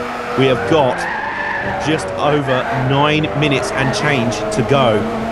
Hold on to your hats, stand by your beds, whatever other random saying you want to do. Just don't tune out of this one. Do not miss a second of this. You're not going to want to. Indeed, it looks like that's going to be about 6 more laps. So, yeah, I'd say that Philo is definitely at risk, but at the moment it certainly seems like Ziggin's got the advantage of the overall. Yeah, certainly. As I mentioned earlier on, his pace has overall been probably the fastest and most consistent of all the runners in the race. And it looks like he's just gapped Rebellion at the crucial time and around the pit stop phase. He just got scrapping with RCB, Rebellion that is, got scrapping with RCB just as they came out of the pits, whereas Ziggin was able to make hay while the sun shone. Right now he's got the crucial advantage, but Rebellion closed the gap down once. Can he do it again? The big battle right now, I have to say, is in GT300 because Ettic now is well under a second behind Philo. The way he's standing, he's starting to hunt him down. He smells blood here, and he knows, unlike earlier in the race where he could afford to be patient because long way to go, now there really isn't a long way to go. We're coming up on about 8 minutes and change to go. It is go time. You've got to make the move for the win. This is for the win in GT300 class. Pfeffer has had too many problems, and suddenly Philo got a bad run through the turn 9 corner there, and Ettic was up the inside, but he's bailed out of that move because he realised he'd be on the outside for the tight turn 10 hairpin. So he's wisely bailed out of that one. And this is all the marks of a guy who knows he's quicker, and he's just waiting for his moment. It's like a sniper. He's just waiting for his moment to pounce. And it could be down here into turn 11. That'll be audacious. And Philo covers well. Philo, remember, he's not going to go down without a severe fight here. He's going to make this as hard as possible for Ettic. This is a straight shootout now. As I said, Pfeffer is probably too far behind now to have an impact here. So it is a straight shootout between Philo and Ettic for the win in GT300. We have been racing an hour and 22 minutes, and they're close, if not closer, than they were at the start of the race. And Philo also got a bad run out of the final complex, because here comes Ettic up the inside going into the first corner. Still side by side. Is that Lexus lacking anything in straight line speed? Doesn't seem so, because I think he has the advantage going into the first corner here. Got a little bit of hang on our screens. He has got the lead. He's got it here as they run down towards turn 3. But Philo is still right there, now counter-drafting.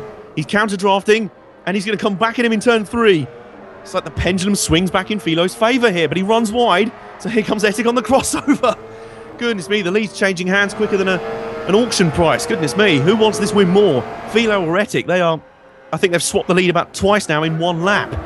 And Ettic, well, he had the lead twice there and then didn't. So he's just got to be careful with this move here because he can't leave himself vulnerable to the crisscross, which is what happened up at turn 1 and 2. And Philo doing some great driving, considering his tyres are probably going to be knackered in comparison to Ettic's. You're not missing anything up in GT500, I believe. I remember Ziggin is still comfortably ahead of Rebellion and ECB right now, or RCB, sorry. So right now, this is our main focus, the battle for GT300 honours. It is a straight scrap, and again, Ettic gets a great run through turn 9. His car really superior through there. He's tapping out a message in Braille on the back bumper of Philo's car right now, and that message is something like, get out the sodding way, I want this win in GT300, or something like that. Maybe that's a bit of a long-winded version of what he's actually saying. But either way, the pressure is all on Philo, and it takes a special kind of driver to hold off a guy who clearly has the faster car right now and the fresher tyres. It takes a very special talent and a very special kind of determination and grit to keep a driver like that behind you. And right now, Philo is doing that. Fair play to him. Fair credit. This is a great scrap here. I believe we have, it's hard to tell, I think we've got about 5 minutes and change to go. And we have 6 minutes to go. And I'll tell you what, you're going to have to keep cover on this. I'm going to duck away for a quick chip. Right, yeah. It's definitely all on GT300, isn't it? It does make you wonder really how much Philo has kept in reserve, because obviously, while you're sort of separate, the lap time will be very dependent on the tyres, but as soon as Ettic gets up behind you, you can then slow him down and use his tyres up because he's in your draft. So it does make you wonder if Philo's been a little bit clever with this and said, hang on, I'm going to save some of the tyres, I'm not going to go as hard as I could have, and just wait for Ettic to catch me, and then I can waste his tyres by blocking him. Most certainly, it looks like the strategy is going on here, because Philo is keeping Ettic behind him fairly well here. And what I like about Philo's driving, he's backing up Ettic just at the points where he knows his car is not as great. We know Ettic is getting a run through the second half of the track. As you can see there, he's so strong through the turn 7 and 8 complex. He is so strong in the second half of this track. He's again swarming through turn 9. He's punting through turn 9 there. He got backed up and they're side by side again. But Philo's being very clever about this. He knows he can afford to let him up the inside at turn 9 because he's going to be on the outside of the hairpin in turn 10. And Ettic tries to outwit him and cut back at the turn 10 hairpin. And they come out of the corner all but side by side. In fact, I think they will be side by side as they come down here. Philo being very clever about this. He's just giving Ettic enough in the areas he knows is strong, but he just knows that in the back of his mind, he knows where Ettic is not so strong, and he knows where he can keep him and defend him. This is a great defensive scrap, and I'll tell you what, if Philo manages to hold on here, this will be an absolutely mighty drive. Ettic, oh goodness me, he's getting desperate. He tried to go up the inside in the final chicane. That is not an overtaking move in a month of Sundays. Ettic nearly made it one by sheer brute force. I think if that would have been a touring car race, and if he'd been Jason Plato, he may have gone for that. Oh, bit of contact into the first corners again. Philo is backing up here. I don't know if he's deliberately backing up or if he has completely run out of grip. They now go side by side down towards turn 3. Excuse me. My throat is breaking with the amount of drama that's going on out on the track. And we've got Daz89 back in the pit. Ettic trying to go the long way around the outside of turns 3 and 4. He just gets eased out onto the gravel there by Philo. I don't think that was deliberate at all. These guys are really going hammer and tong, and I'll tell you what, this is just, don't you dare think about leaving this race early just because the GT500 battle looks relatively secure. Even there's a potential for a late twist. The GT300 battle is where all the drama is right now. So Philo's got a handy little gap here. He's got about 2 or 3 tenths by my eyes over Ettic as they come up towards the second half of the circuit through the turn 7 and 8 complex. That's where, from that point on in the lap, he just eats that gap away. But Ettic just runs wide through the turn 7 and 8 complex. Philo is driving this race really cleverly. I tell you what, we've got just under 3 minutes to go. Philo might just hang on to do this. I really hope I haven't given him commentator's curse, excuse me.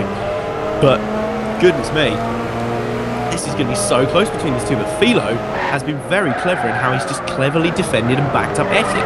Ettic has kept coming at him, knows he's faster, but he keeps going for the aggressive move. And Ettic, in fact, has run wide out of the turn 10 hairpin. That is further going to hinder his chances. And suddenly, Could that be raced over in the GT300 class? Has Etik now suddenly got too much work to do? He just fluffed his lines coming out of turn 10 there.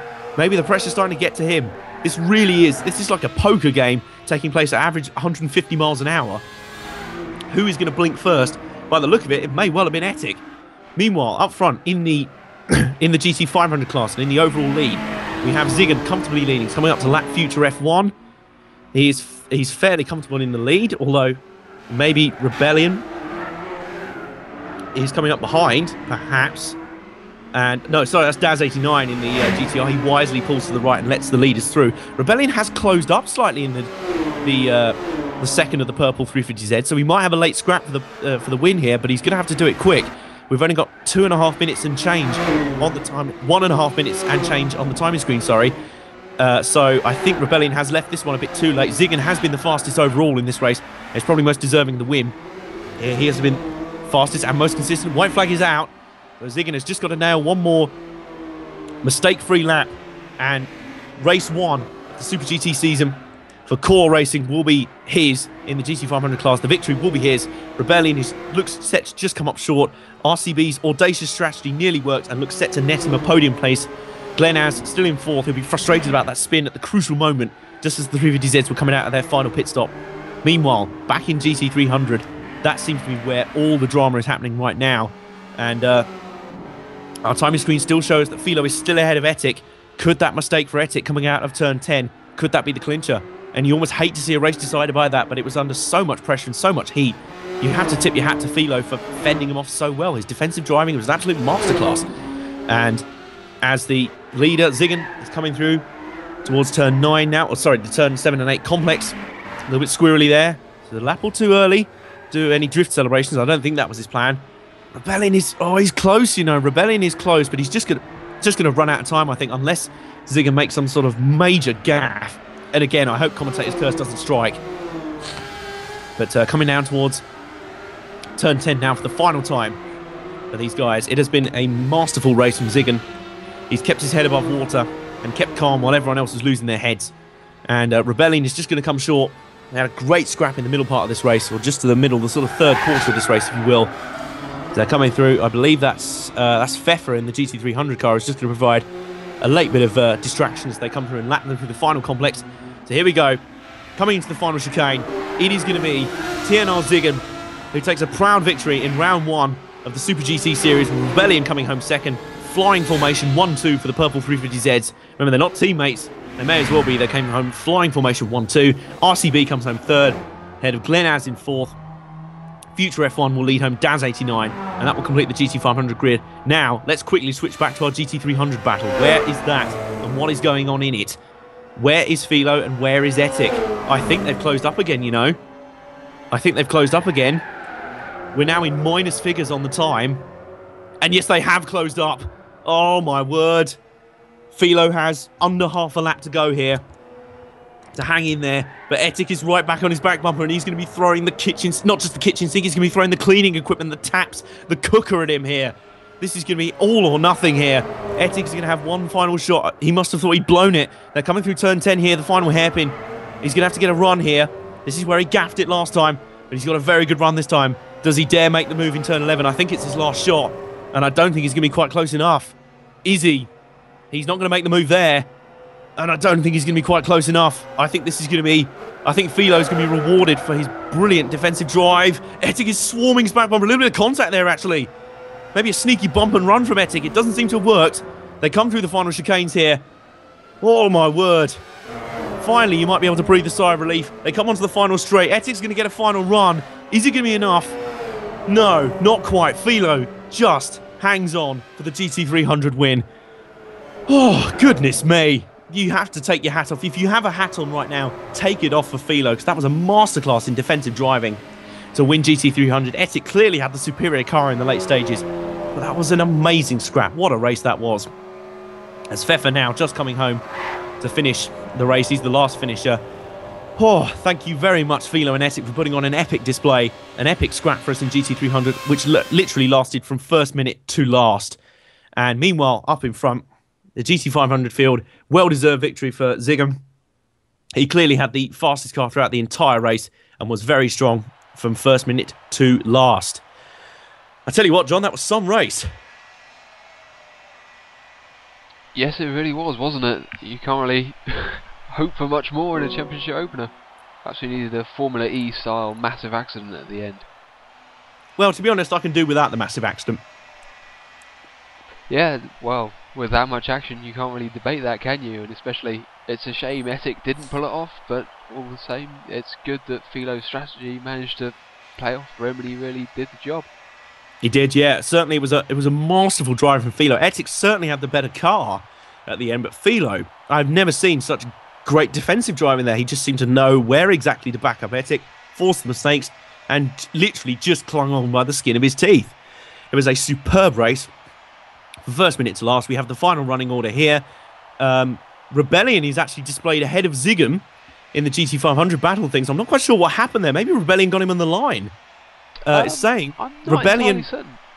It's saying Rebellion won by 4/10 of a second. That's very strange. Clearly, we saw Ziggum go finish first there, or in front of my eyes. Rebellion is listed as the winner by 4/10 of a second over Ziggum. That is a major. Oh, no, I believe it's actually written incredibly bizarrely. If you look, there's actually a small minus before the 4/10. So it's listed that Rebellion was the first finisher. It's just that 5 Ziggum finished half a second before he did. Okay, that's the most surreal way of displaying results ever. They've displayed the winner in second, but minus times. But never mind. Basically, here's the result. Ziggum wins by 4/10 of a second over Rebellion in second. The TNR guys in their matching Nissan Z GT500 base models. Then RCB in third in the bright orange GTR. Great driving from him on an audacious strategy. Glenn has, he'll be a bit frustrated. He could have maybe been in contention there for a podium spot, but he still comes home fourth in the Lexus SE430, ahead of Future F1 in the Honda HSV 010, and Daz89, the last GT500 finisher in the Nissan GTR. He was 2 laps down, clearly very, very much struggled today, maybe just lacked practice at this tricky track. And the now infamous GT300 battle ended with Philo. Unfortunately, we don't get a differential first to second in that class. We just see both of them as listed as 3 laps down on the leaders. But I would estimate that their gap was about, I don't know, the amount of time it takes to turn a light on. That was how close it was at the end. It was an incredibly close battle between TNR Philo and Ethic in the Lexus IS350. With TNR Pfeffer, looked like a contender early on in the RAMA RX-7, but he hit problems in the mid-stage, and that was pretty much all she wrote for him. Whew. Can we take a breath now? Indeed. I think that's all from us tonight, so make sure you keep up with the core Super GT series, and we will see you in 2 weeks' time. We'll see you there.